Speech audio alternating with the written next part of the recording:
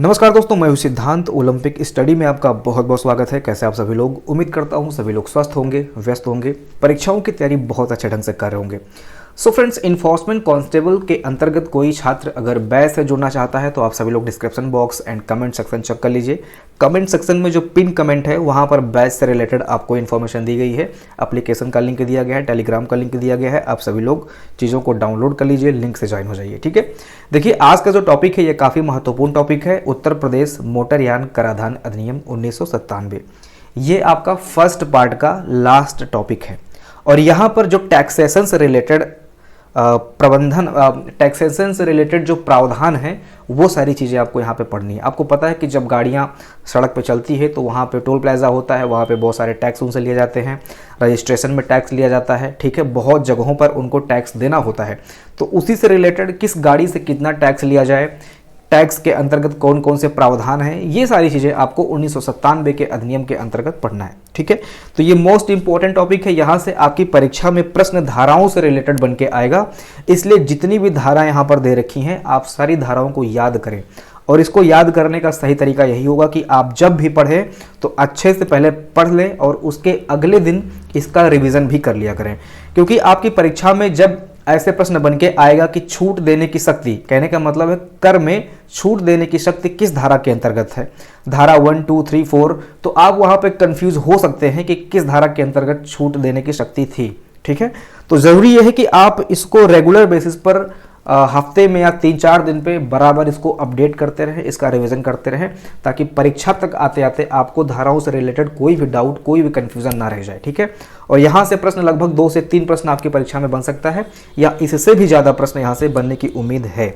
ठीक है, तो इस टॉपिक को बहुत अच्छे से करना है, इसलिए मैंने इसको थोड़ा सा देर से करा रहा हूँ लेकिन बहुत अच्छे से करा दूंगा। यहाँ से एक एक धाराओं को मैंने यहाँ पे एक्सप्लेन किया है, सारी धाराओं को यहाँ पे एक्सप्लेन किया है, तो एक एक धाराओं को हम लोग बहुत अच्छे से पढ़ने वाले हैं। ठीक है, देखिए इस अधिनियम में जब आप 1997 का अधिनियम पढ़ेंगे, कराधान अधिनियम, इसमें आपको मोटरयान अधिनियम 2019 का जिक्र बार बार आएगा। ठीक है, तो पहले ये समझ लेते हैं कि ये मोटरयान अधिनियम 2019 क्या है।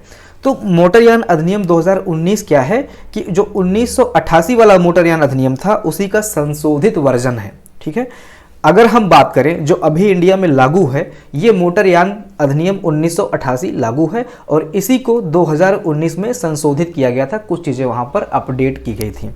देखते हैं दोस्तों, 1988 का जो मोटरयान अधिनियम है इसको यूपीएसआई में भी बहुत डिटेल में पढ़ाया जाता है।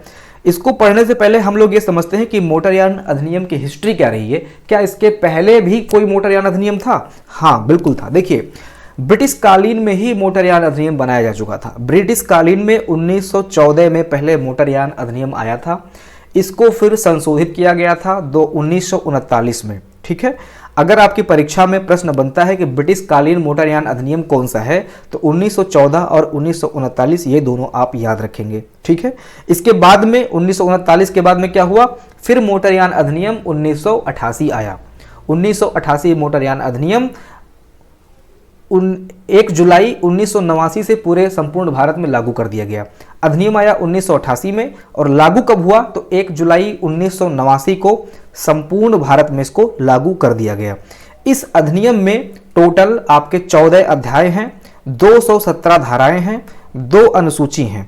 अनुसूची का मतलब जो टॉपिक यहाँ पे रह जाता है, कोई विशेष टॉपिक, तो ये अनुसूची में इसको इंक्लूड कर दिया जाता है। तो 2 अनुसूची जो है इसमें आपका पहली अनुसूची में यातायात सिंबल्स हैं और दूसरी अनुसूची में कंपनसेशन की बात की गई है। ठीक है, तो जो आपका 1988 का मोटरयान अधिनियम है इसके बारे में अगर हम जानकारी देखें तो 14 अध्याय इसके अंतर्गत आता है, 217 धाराएं इसमें हैं, 2 अनुसूची है।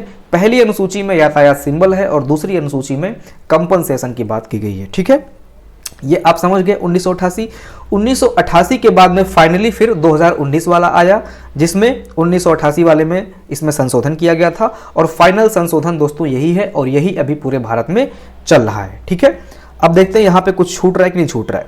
तो अगर परीक्षा में प्रश्न बनता है कि स्वतंत्र भारत में पहला मोटरयान अधिनियम, तो 1988 में। ठीक है, और ब्रिटिश कालीन मोटरयान अधिनियम की बात करेगा तो 1914 और 1939। ठीक है, ये सारी चीजें हैं।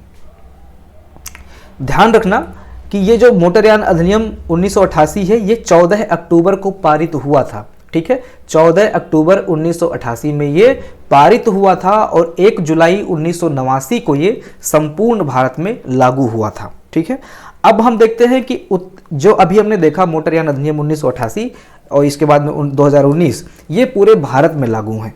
लेकिन उत्तर प्रदेश में इस समय कौन सा मोटरयान अधिनियम लागू है, जो कि 1988 से ही लिया गया होगा। ठीक है, उसी का कुछ संशोधित प्रावधान यहाँ पे शामिल कर लिया गया है जो कि राज्य से रिलेटेड है। तो उत्तर प्रदेश मोटरयान अधिनियम 1998 जो है ये उत्तर प्रदेश में लागू है। कौन सा अधिनियम लागू है? 1998 मोटरयान अधिनियम उत्तर प्रदेश में लागू है। इसके बाद में कुछ पॉइंट्स और आप जान लीजिए। उत्तर प्रदेश में टोटल 6 जोन है, 19 आरटीओ है। आरटीओ का फुल फॉर्म देख लीजिए, रीजनल ट्रांसपोर्ट ऑफिस। इसके बाद में 77 एआरटीओ है, असिस्टेंट रीजनल ट्रांसपोर्ट ऑफिस। ठीक है, ये दोनों आप 2-3 पॉइंट्स इनको आप याद रखिएगा। कितने जोन हैं? तो 6 जोन हैं, 19 आरटीओ है और 77 एआरटीओ है। 6 जोन की अगर हम बात करते हैं कि 6 जोन कौन कौन से हैं, तो यहाँ पर आपका आगरा है, बरेली है, कानपुर है, लखनऊ है, मीरठ है और वाराणसी है। तो ये 6 जोन आप याद रखना। इसको एक बार लिस्ट आप देख लेंगे तो अगर एग्जाम में कोई क्वेश्चन बन के आता है एलिमिनेट करके, तो वहां पे आप इसको एलिमिनेट करके अपना राइट आंसर प्राप्त कर सकते हैं। तो हमने ये देखा कि ये जो अधिनियम हमने देखा, इसी का जिक्र, ये 2019 अधिनियम या फिर 1988 अधिनियम का जिक्र बार बार हो सकता है कि कराधान अधिनियम में आपको देखने को मिले। तो हमने थोड़ी सी आपको हिस्ट्री और इसकी रूपरेखा बता दी कि 2019 में और 1988 में ये अधिनियम आया था और 2019 में इसको संशोधित किया गया था। अब इस अधिनियम में कहीं पे भी टैक्स से रिलेटेड कोई जानकारी नहीं दी गई है। टैक्स के लिए एक अलग से एक प्रावधान और अधिनियम बनाया गया है जो कि उत्तर प्रदेश मोटरयान कराधान अधिनियम 1997 है। तो इस अधिनियम में दोस्तों गाड़ी कितनी स्पीड में चलेगी, गाड़ियों के सिंबल, ठीक है, इसके बाद में सड़क सुरक्षा, इंसान की सुरक्षा, ठीक है, बहुत सारे जो कायदे कानून हैं, जो लॉ वगैरह हैं, इसमें आप देख सकते हैं 217 धाराएं हैं। तो गाड़ियों से रिलेटेड, मोटर से रिलेटेड जितने भी अधिनियम हो सकते हैं वो सारी चीज़ें यहाँ पर इंक्लूड की गई हैं। लेकिन टैक्स से रिलेटेड जो अधिनियम है उसको अलग आपको पढ़ना है, जो कि है उत्तर प्रदेश कराधान अधिनियम 1997। ठीक है, अब हम एक एक धाराओं को बहुत अच्छे से समझ लेते हैं। उम्मीद करता हूं कि जो छात्र इसको यूट्यूब पे देख रहे हैं वो लोग अपना नोट्स वगैरह बना लेंगे। ठीक है, बाकी कंप्लीट क्लास आपको पेड बैच में ही देखने को मिलेगा। देखिए यहाँ पे धारा 1 में क्या पढ़ना है आपको, मोटरयान कराधान अधिनियम 1997 के अंतर्गत धारा 1 में आपको पढ़ना है संक्षिप्त शीर्षक, विस्तार और प्रारंभ। इसके अंतर्गत आपको ये देखना है कि इस अधिनियम का संक्षिप्त शीर्षक क्या है। तो संक्षिप्त शीर्षक दोस्तों आपका यही है जो ऊपर लिखा गया है, उत्तर प्रदेश मोटरयान कराधान अधिनियम 1997। इसका विस्तार कहाँ तक है? तो इसका विस्तार पूरे उत्तर प्रदेश में है और ये कब से प्रारंभ हुआ, ये सारी चीजें आपको यहाँ पे देखनी है। ठीक है, इसके बाद में धारा 2 के अंतर्गत यहाँ पर आपको परिभाषाएं देखनी है। जितनी भी महत्वपूर्ण परिभाषाएं हो सकती हैं उसको धारा 2 में शामिल किया गया है।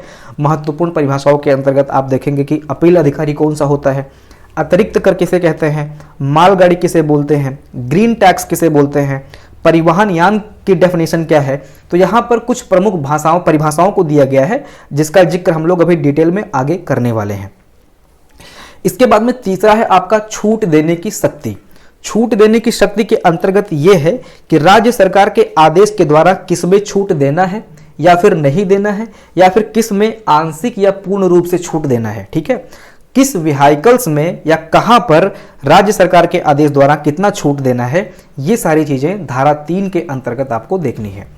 इसके बाद में चौथे की अगर हम बात करें तो यहां पर कर का आरोपण शामिल है, मतलब गाड़ियों पर टैक्स लगाना, मोटरयान पर टैक्स लगाना। ठीक है, तो कर का भुगतान अगर कोई गाड़ी या व्हीकल मालिक करता है तो ही गाड़ी चलेगी। और इसके बाद में जो कर का भुगतान है वो तिमाही भी हो सकता है, छमाही भी हो सकता है, सालाना भी हो सकता है।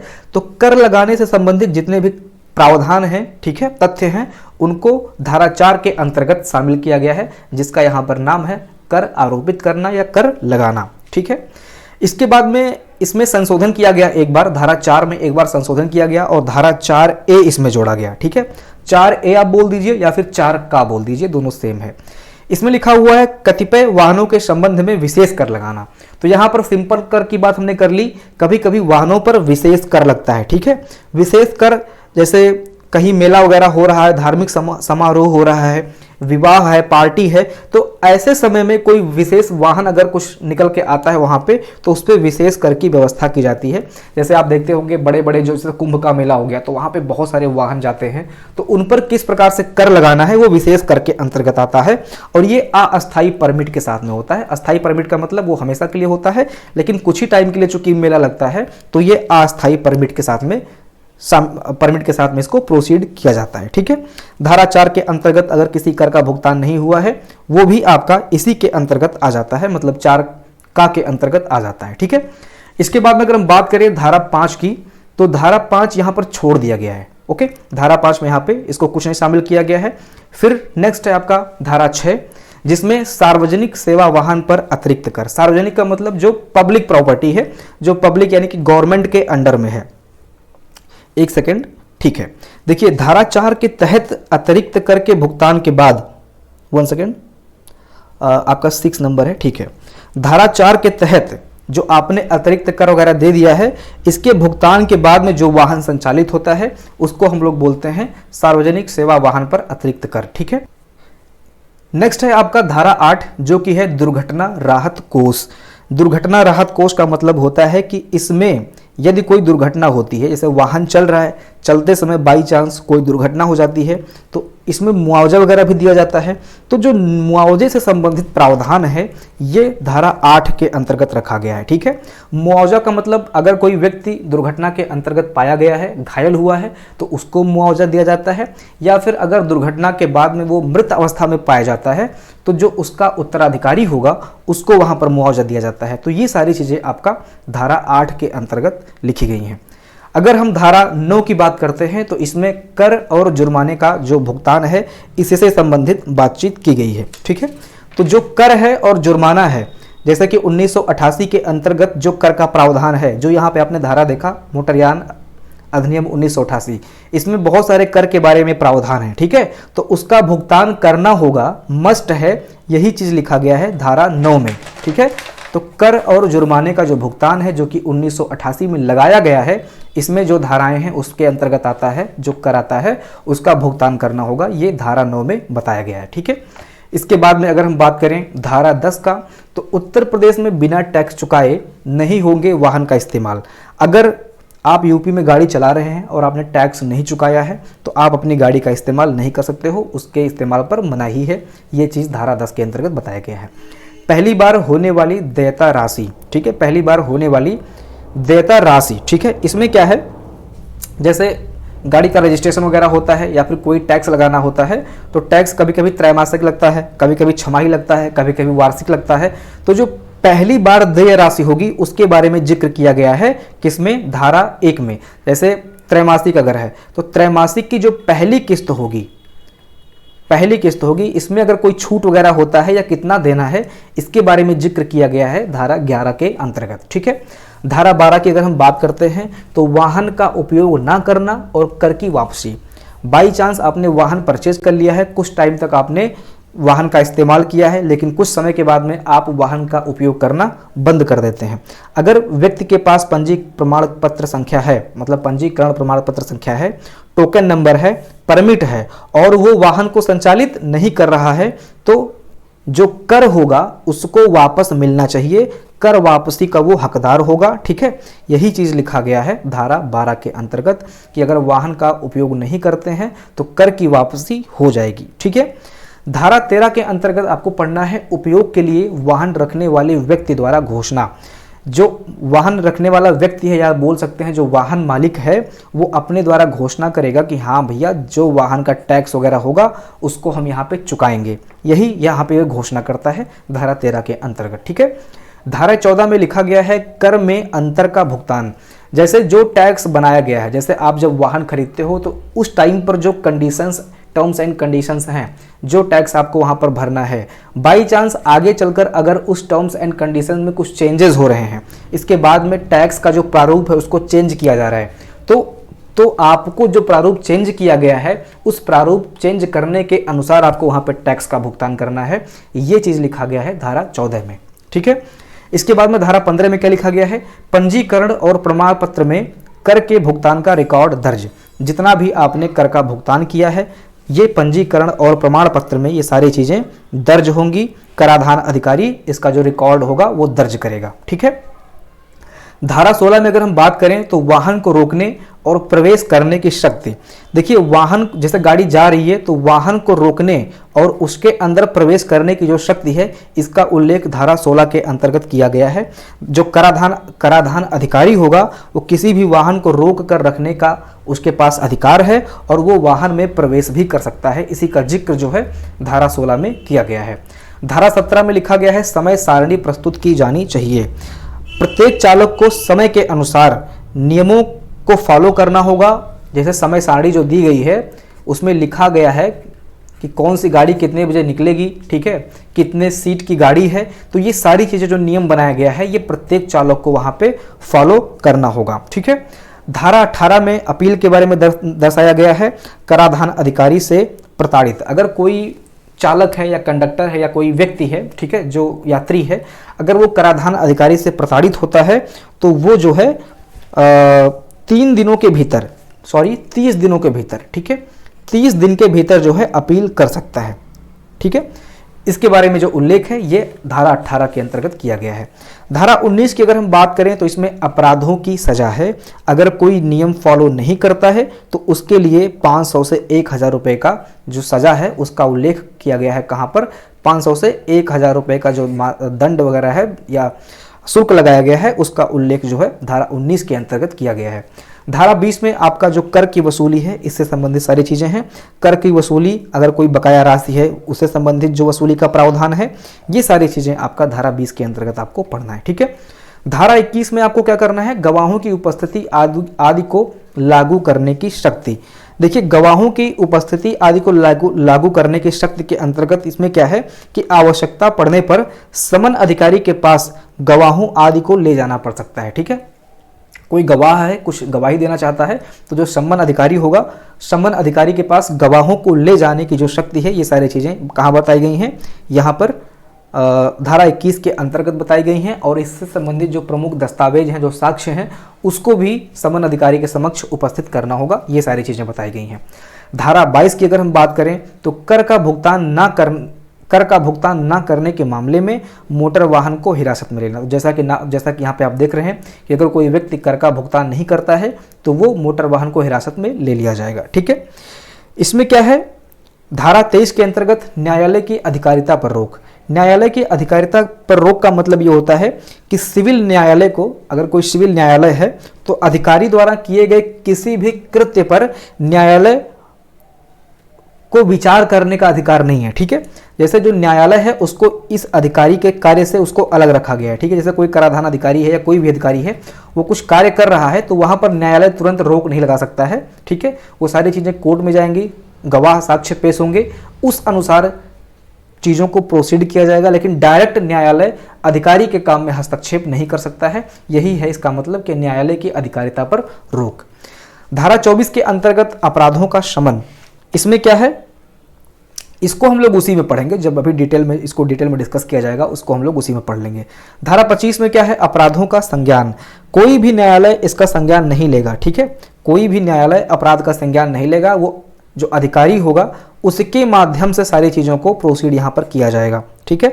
कराधान अधिकारी की रिपोर्ट के बिना, अगर कोई कराधान अधिकारी बिना रिपोर्ट के कोई बात जो है वो न्यायालय में जा रहा है तो अपराधों का संज्ञान न्यायालय में नहीं लिया जाएगा जब तक कराधान अधिकारी जो होगा कोई रिपोर्ट नहीं बनाएगा। ठीक है। अगर हम धारा 26 की बात करते हैं तो कंपनियों द्वारा अपराध की बात की गई है। इसमें अगर कोई कंपनी अपराध करती है, ठीक है, अगर कोई कंपनी अपराध करती है तो कंपनी से जुड़े प्रत्येक व्यक्ति को अपराधी माना जाएगा अगर वो अपराध जानबूझकर हुआ है। ठीक है। अगर कोई कंपनी अपराधी है तो कंपनी में जितने भी लोग काम कर रहे हैं वो सभी को अपराधी माना जाएगा, क्योंकि वो सभी लोग वहाँ पर क्या है, काम कर रहे हैं, वहाँ के एम्प्लॉय हैं। अगर कंपनी के द्वारा जो किया गया का अपराध है वो जानबूझकर हुआ है, अगर कंपनी ने जानबूझकर कोई अपराध किया है और उसमें सभी एम्प्लॉय शामिल हैं तो सभी को यहाँ पर दोषी माना जाएगा। ठीक है। इसके बाद में है धारा 27, नेक नियति से की गई कार्यवाही का संरक्षण। तो नेक नियति से की गई कार्यवाही का संरक्षण का मतलब यह है कि नेक नियत से की गई किसी कार्यवाही के लिए किसी भी अधिकारी के विरुद्ध कार्यवाही करने का अधिकार नहीं है। कहने का मतलब यह है कि कोई अधिकारी अगर नेक नियत से कोई काम कर रहा है, भाई सड़क की इमरजेंसी वाली बात है, ठीक है, अगर कहीं इमरजेंसी चल रहा है, किसी के जान और जहान की बात आ जा रही है और उस अधिकारी को कुछ कृत्य ऐसे करने पड़ रहे हैं जिसका जवाब या रिपोर्ट लगाना पड़े, तो वहां पर उसने जो काम किया है उसका संरक्षण धारा 27 के अंतर्गत बताया गया है। ठीक है, धारा 28 में नियम बनाने की राज्य सरकार की शक्ति का उल्लेख किया गया है। इसमें जो राज्य सरकार है ये नियम बनाएगी, इसके शक्ति का उल्लेख यहाँ पे किया गया है। धारा 29 के अंतर्गत कठिनाइयों को दूर करने की शक्ति के बारे में बताया गया है कि इस नियम और प्रावधान को लागू करने में यदि कोई कठिनाई वगैरह आती है तो यहाँ पर जो राज्य सरकार है वो कानून बनाएगी या संशोधित करेगी। ठीक है, और धारा 30 जो कि आपका लास्ट धारा है, ये निरसन और बचत से संबंधित है। इसमें आपको नए संशोधन को लागू करना और पुराने को रिमूव करना, ये सारी चीज़ें धारा 30 के अंतर्गत बताई गई हैं। तो ये प्रमुख धाराएं हैं, इन धाराओं को आप लोग याद रखेंगे। ठीक है, ओके, अब हम लोग उत्तर प्रदेश मोटर यान कराधान अधिनियम 1997 को डिटेल में पढ़ते हैं। ठीक है, देखिए ये अधिनियम संख्या 21 है, ये आप सभी लोग याद रखेंगे, परीक्षा में प्रश्न पूछेगा कौन सा अधिनियम है, अधिनियम संख्या कौन सा है, तो आपका अधिनियम संख्या ये 21 है। ठीक है, लिखा क्या है इसमें देखते हैं। मोटर वाहनों पर राज्य में कर लगाने और किराए के लिए यात्रियों और माल के परिवहन में लगे मोटर वाहनों पर अतिरिक्त कर लगाने का प्रावधान वाला एक अधिनियम है। ये कहने का मतलब है कि किसी राज्य में जो आपके मोटर वाहन होते हैं, इसके बाद में जो किराया गाड़ियाँ होती हैं जो यात्रियों को बिठा के यहाँ वाले जाती हैं, इसके बाद में जो माल गाड़ियाँ होती हैं, इन गाड़ियों पर जो लगने वाला कर है, इससे संबंधित जो प्रावधान बनता है वो इस अधिनियम के अंतर्गत बनता है। यही ये चीज़ लिखा गया है। ठीक है, अब ये जो नंबर आप देख रहे हैं ये धारा नंबर लिखा हुआ है एक्चुअल में, तो ये जो 1 लिखा हुआ है ये धारा नंबर 1 है। तो धारा नंबर 1 के अंतर्गत आपको संक्षिप्त शीर्षक, सीमा और प्रारंभ पढ़ना है। तो संक्षिप्त शीर्षक जैसा कि इसका नाम आप देख रहे हैं, उत्तर प्रदेश मोटरयान कराधान अधिनियम 1997 है। ठीक है, अगर हम इसके सीमा की बात करते हैं तो ये पूरे उत्तर प्रदेश में लागू है और यह उस तारीख को लागू होगा जब राज्य सरकार इसे अधिसूचना के द्वारा अधिसूचित करेगा। ठीक है, तो ये 3 पॉइंट आपने देखा धारा नंबर 1 के अंतर्गत। धारा नंबर 2 में जैसा कि यहाँ पे लिखा गया है परिभाषाएं, तो इसके अंतर्गत कुछ प्रमुख परिभाषाओं को लिखा गया है। उसमें से जो मेन आपको याद रखना है वो मैंने यहाँ पर शामिल किया है। वैसे बहुत सारी परिभाषाएं इसके अंतर्गत शामिल की गई हैं, लेकिन जो कुछ चीज़ें आपको यहाँ पर देखना चाहिए उसको ही मैंने यहाँ पे शामिल कर रखा है। जैसे आपको अतिरिक्त कर के बारे में, तो अतिरिक्त कर का मतलब जैसे जो कोई कर लगाया गया है, इसके अलावा अगर कोई कर इम्पोज किया जाता है तो वो होता है अतिरिक्त कर। ठीक है, इसको हम धारा 6 के अंतर्गत डिटेल में पढ़ने वाले हैं। ठीक है, अपील अधिकारी का तात्पर्य है कि परिवहन आयुक्त उत्तर प्रदेश या राज्य के द्वारा नियुक्त प्राधिकारी या अधिकारी है। ठीक है, तो परिवहन आयुक्त उत्तर प्रदेश या फिर राज्य सरकार के द्वारा अगर कोई अधिकारी नियुक्त किया गया है तो उसको हम लोग अपील अधिकारी बोलते हैं। इसके बाद में पंजीकरण प्रमाण पत्र क्या होता है, तो पंजीकरण प्रमाण पत्र का अर्थ है एक सक्षम प्राधिकारी द्वारा इस आशय का जारी किया गया प्रमाण पत्र जो मोटर वाहन के पंजीकरण से संबंधित मोटर वाहन अधिनियम 1988 या उस समय लागू किसी अन्य कानून के प्रावधानों के अनुसार मोटर वाहन विधिवत पंजीकृत किया गया है। कहने का मतलब यह है कि मोटर वाहन अधिनियम 1988 के अंतर्गत या उस समय लागू कोई अन्य प्रावधान के अंतर्गत अगर कोई मोटर वाहन रजिस्टर किया गया है तो उसी रजिस्ट्रेशन फॉर्म को हम बोलते हैं पंजीकरण प्रमाण पत्र, जो कि 1988 या किसी अन्य प्रावधान के अंतर्गत रजिस्टर किया गया है, उसी को हम पंजीकरण प्रमाण पत्र बोल देते हैं, जो कि एक सक्षम प्राधिकारी द्वारा जारी किया जाता है। ठीक है, इसके बाद में मालगाड़ी क्या होता है, तो मालगाड़ी का डेफिनेशन इंपॉर्टेंट नहीं है क्योंकि इसमें बहुत अजीब सा परिभाषा दिया हुआ है, पढ़ने की जरूरत नहीं है, 3-4 लाइन में दिया हुआ है और इस तरह से लिखा गया है कि बहुत ही टफ लैंग्वेज है। तो मालगाड़ी का मतलब ये समझ लीजिए कि जिसमें सामान को रख के हम यहाँ ट्रांसफर करते हैं। ठीक है, बस यही चीज़ आप समझ लीजिए।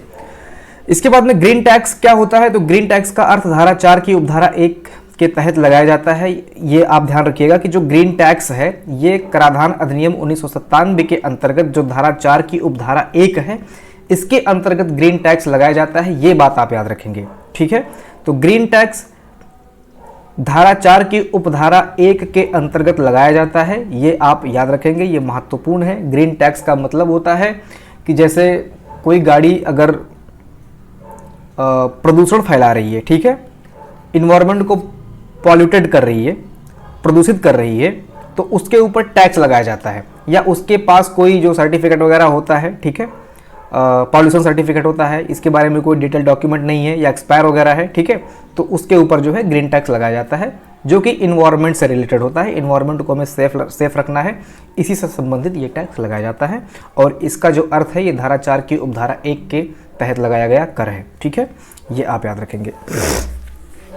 इसके बाद में ये जो धारा 2 है, इसके अंतर्गत जो ंगा है, या बोल सकते हैं आप डी है, नहीं डी ABCDE, यानी कि इसको हम ई बोलेंगे अगर इंग्लिश की बात करें तो भार की सीमित मात्रा का क्या मतलब है, इसका भी डेफिनेशन लिखा गया है कि भार की सीमित मात्रा का अर्थ है भार की ऐसी मात्रा जो परिवहन आयुक्त उत्तर प्रदेश द्वारा निर्धारित सीमाओं से अधिक नहीं है, जैसा कि पंजीकरण प्राधिकारी किसी वाहन के संबंध में पंजीकरण में निर्दिष्ट करता है। जो भी हर वाहन के लिए भार की सीमित मात्रा अलग अलग होती है, तो जो जैसा वाहन होगा उसके अकॉर्डिंग भार की जो सीमित मात्रा है वो पंजीकरण प्रमाण पत्र में निर्दिष्ट कर दिया जाएगा। किसके द्वारा? जो आपका सक्षम अधिकारी नियुक्त किया जाता है उसके द्वारा, ठीक है। इसके बाद में पुराने मोटर वाहन का क्या मतलब है, तो पुराने मोटर वाहन अधिनियम 1939 के प्रावधानों के तहत 5 फरवरी 1988 से पहले पंजीकृत मोटर वाहन हैं। तो 1939 के प्रावधानों के तहत पुराने मोटर वाहन उनको कहते हैं जो 5 फरवरी 1988 से पहले रजिस्ट्रीकृत हैं, ठीक है। तो पुराने मोटर वाहन का अर्थ मतलब ये है कि 1988 के पहले के जो वाहन रजिस्ट्रीकृत हैं उनको हम पुराने मोटर वाहन बोल देते हैं, ठीक है। छा में लिखा गया है संचालक या ऑपरेटर। संचालक या ऑपरेटर का अर्थ उस व्यक्ति से है जिसका नाम परमिट में हो या उत्तर प्रदेश मोटर वाहन विशेष अधिनियम 1976 के तहत जारी प्राधिकरण प्रमाण पत्र में दर्ज हो। तो संचालक या ऑपरेटर, जो कि जैसे बस संचालक या बस ऑपरेटर हो गया या कोई अन्य वाहन संचालक या ऑपरेटर है, तो इसका जो उल्लेख है, इसका जो परमिट है, ये उत्तर प्रदेश मोटर वाहन अधिनियम 1976 के तहत जो जारी प्रमाण पत्र है उसमें दर्ज होना चाहिए, ठीक है। ये लिखा गया है कि उत्तर प्रदेश मोटर वाहन अधिनियम 1976 के अंतर्गत किसी व्यक्ति को जिसके पास परमिट है गाड़ी को ऑपरेट करने का, उसको हम लोग संचालक या ऑपरेटर बोलते हैं, ओके। इसके बाद में मालिक का अर्थ है उस व्यक्ति से है जिसका नाम ऐसे वाहन के संबंध में जारी पंजीकरण प्रमाण पत्र में दर्ज किया है और जहां ऐसा वाहन किराए की खरीद या पट्टी या हाइपोथेकेशन के समझौते के अंतर्गत है। मालिक का मतलब सिंपल सी बात है, ये सब आपके परीक्षा में नहीं पूछेगा, फिर भी मैंने यहाँ पे शामिल कर दिया है क्योंकि ये पॉइंट्स दे रखे थे। तो ऑपरेटर या संचालक हो गया गाड़ी का। देखिए, ऑपरेटर संचालक का मतलब गाड़ी को चलाने वाला, गाड़ी को अपने पास सुरक्षित रखने वाला, इसका मालिक अलग होगा, लेकिन जो चलाने वाला जैसे कंडक्टर हो गया, बस चालक हो गए, ये गाड़ी को चलाते हैं, लेकिन मालिक कौन है यहाँ पे? राज्य सरकार हो गई, ठीक है। या अगर किराए पे ले गई गाड़ी है तो जो किराए वाला होगा वो मालिक हो गया, ठीक है। ऐसे ही मालिक का अर्थ उस व्यक्ति से है जिसका नाम ऐसे वाहन के संबंध में जारी प्रमाण पत्र में दर्ज किया गया है और जहाँ ऐसा वाहन किराए की खरीद या पट्टे या हाइपोथेक, देखिए किसी ने वाहन खरीदा है और उसका नाम पंजीकरण प्रमाण पत्र में है तो उसका मालिक हो गया, ठीक है। पट्टे पे गाड़ी ली गई है तो जिसका जो मालिक होगा उसका नाम पंजीकरण प्रमाण पत्र में दर्ज होगा। हाइपोथेकेशन का मतलब होता है कि इसे लीज पे कोई गाड़ी अगर ली गई है, ठीक है, तो लीज पे भी जो गाड़ियां ली जाती है, लीज पे जमीन ली जाती है या घर बनवाया जाता है, ये सारी चीजें हाइपोथेकेशन समझौते के अंतर्गत आता है। तो यहाँ पर जो पंजीकरण में पंजीकरण प्रमाण पत्र में जो मालिक होगा वही उसका मेन मालिक होगा, ठीक है, ये आप समझ लीजिए। यात्री का अर्थ जो उसमें जर्नी करते हैं, जो लोग आम पब्लिक उसमें घूमती हैं उसको यात्री बोलते हैं। अब इसमें देखिए क्या लिखा हुआ है, इसमें तो कुछ अजीब ही लिख देता है। सार्वजनिक सेवा वाहन में यात्रा करने वाला कोई भी व्यक्ति, सार्वजनिक सेवा वाहन में यात्रा करने वाला कोई भी व्यक्ति, लेकिन इसमें वाहन के ऑपरेटर, चालक, कंडक्टर या ऑपरेटर कर्मचारी शामिल नहीं है। कहने का मतलब है जो जैसे बस है उसमें जो नियुक्त कर्मचारी हैं वो यात्री के अंतर्गत नहीं आते हैं, ये आप ध्यान रखिएगा, ठीक है। यात्री में सिर्फ पब्लिक आती है, कर्मचारी नहीं आते हैं या बस से संबंधित कोई भी व्यक्ति नहीं आता है जो कि बस से संबंधित है, चाहे वो मालिक हो, चाहे वो ऑपरेटर हो, चाहे वो कंडक्टर हो, चाहे वो कोई और भी हो, ठीक है। तो वो कर्मचारी यात्री के अंतर्गत नहीं आते हैं, यात्री के अंतर्गत सिर्फ और सिर्फ पब्लिक आती है। इसके बाद में संभाग से तात्पर्य मोटर वाहन अधिनियम 1988 की धारा 68 की उपधारा 1 के तहत एक क्षेत्र के रूप में निर्दिष्ट क्षेत्र से है और इसमें एक उप क्षेत्र भी शामिल किया गया है, जैसा कि राज्य सरकार द्वारा समय समय पर निर्दिष्ट किया जाता है। तो आप सभी लोग कमेंट सेक्शन में कमेंट करके बताइए कि उत्तर प्रदेश में कितने संभाग हैं, उत्तर प्रदेश राज्य में कितने संभाग हैं, आप सभी लोग कमेंट करके बताइए। ठीक है, आई थिंक 4 संभाग हैं। थोड़ा सा अगर मैं गलत हूँ तो आप मुझे करेक्ट कीजिएगा। ये प्रश्न आपकी परीक्षा में बन सकता है कि उत्तर प्रदेश में संभागों की संख्या कितनी है, तो आई थिंक 4 है। इसको आप लोग चेक कर लीजिएगा।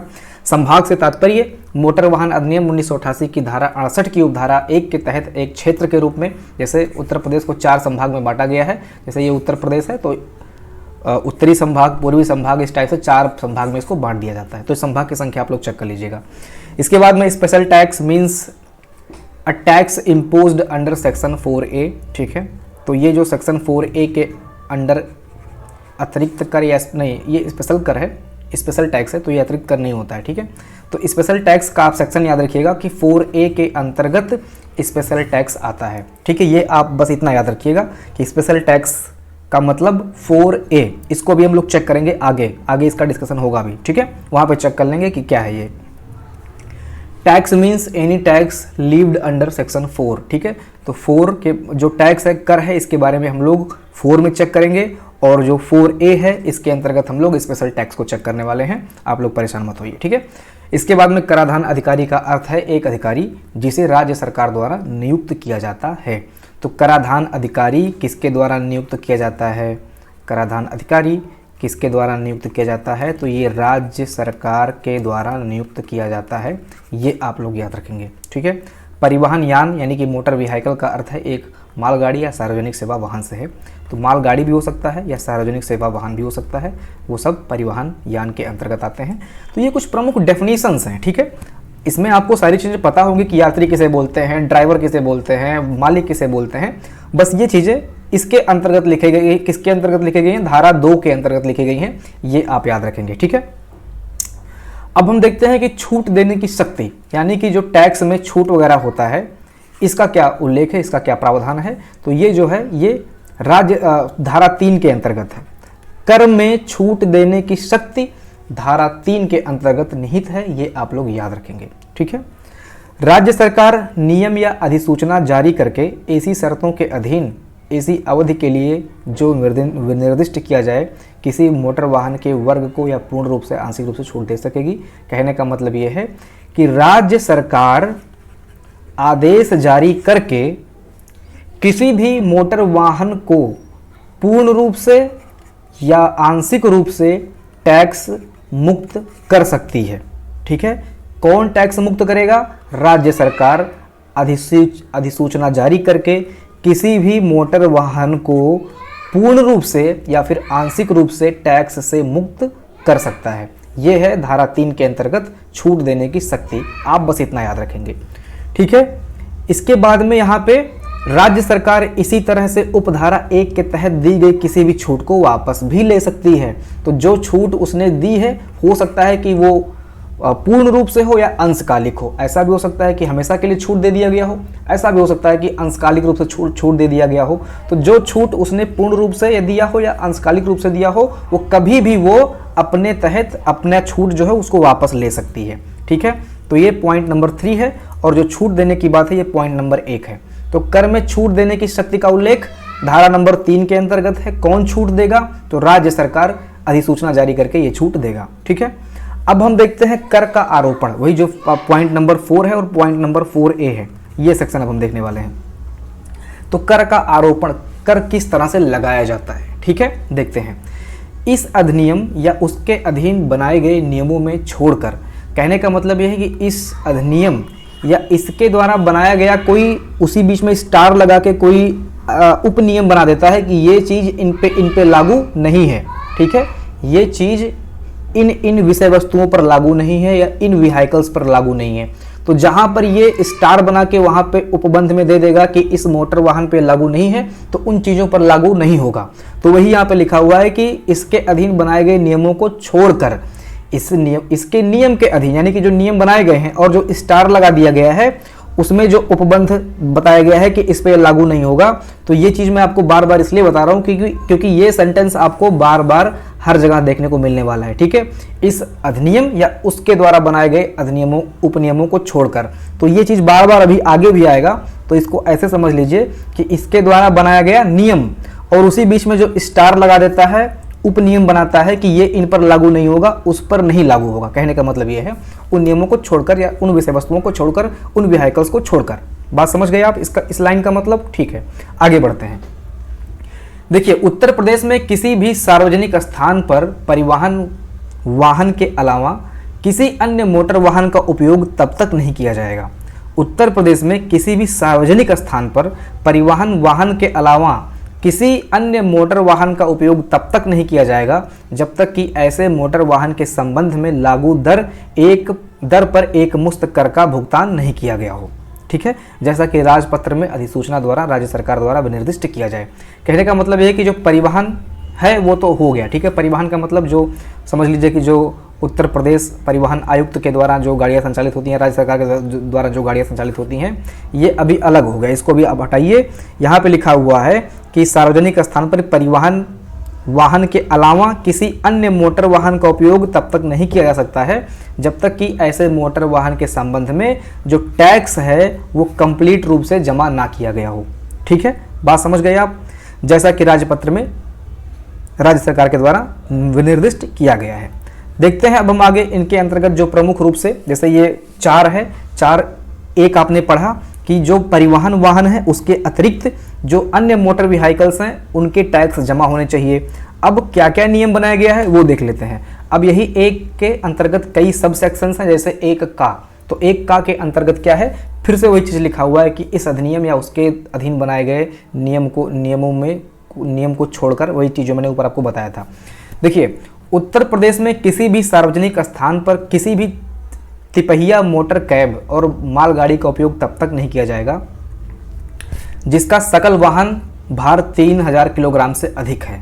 उत्तर प्रदेश में किसी भी सार्वजनिक स्थान पर, ध्यान रखिएगा, किसी भी सार्वजनिक स्थान पर किसी भी तिपहिया मोटर कैब और मालगाड़ी का उपयोग नहीं किया जाएगा जिसका सकल वाहन भार 3000 से अधिक का है, जब तक कि ऐसे मोटर वाहन द्वारा वार्षिक कर, जैसा कि राज्य सरकार द्वारा राजपत्र में अधिसूचित सूचना द्वारा निर्दिष्ट किया गया है, इसका भुगतान न किया गया हो।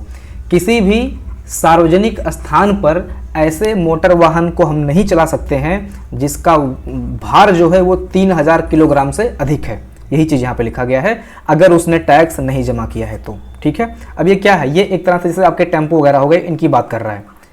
ये किनकी बात कर रहा है? ये टेम्पो की बात कर रहा है। यहाँ जो आपने फर्स्ट में देखा है, ये जो फर्स्ट में देखा है, ये परिवहन वाहन के अलावा की बात हो रहा था।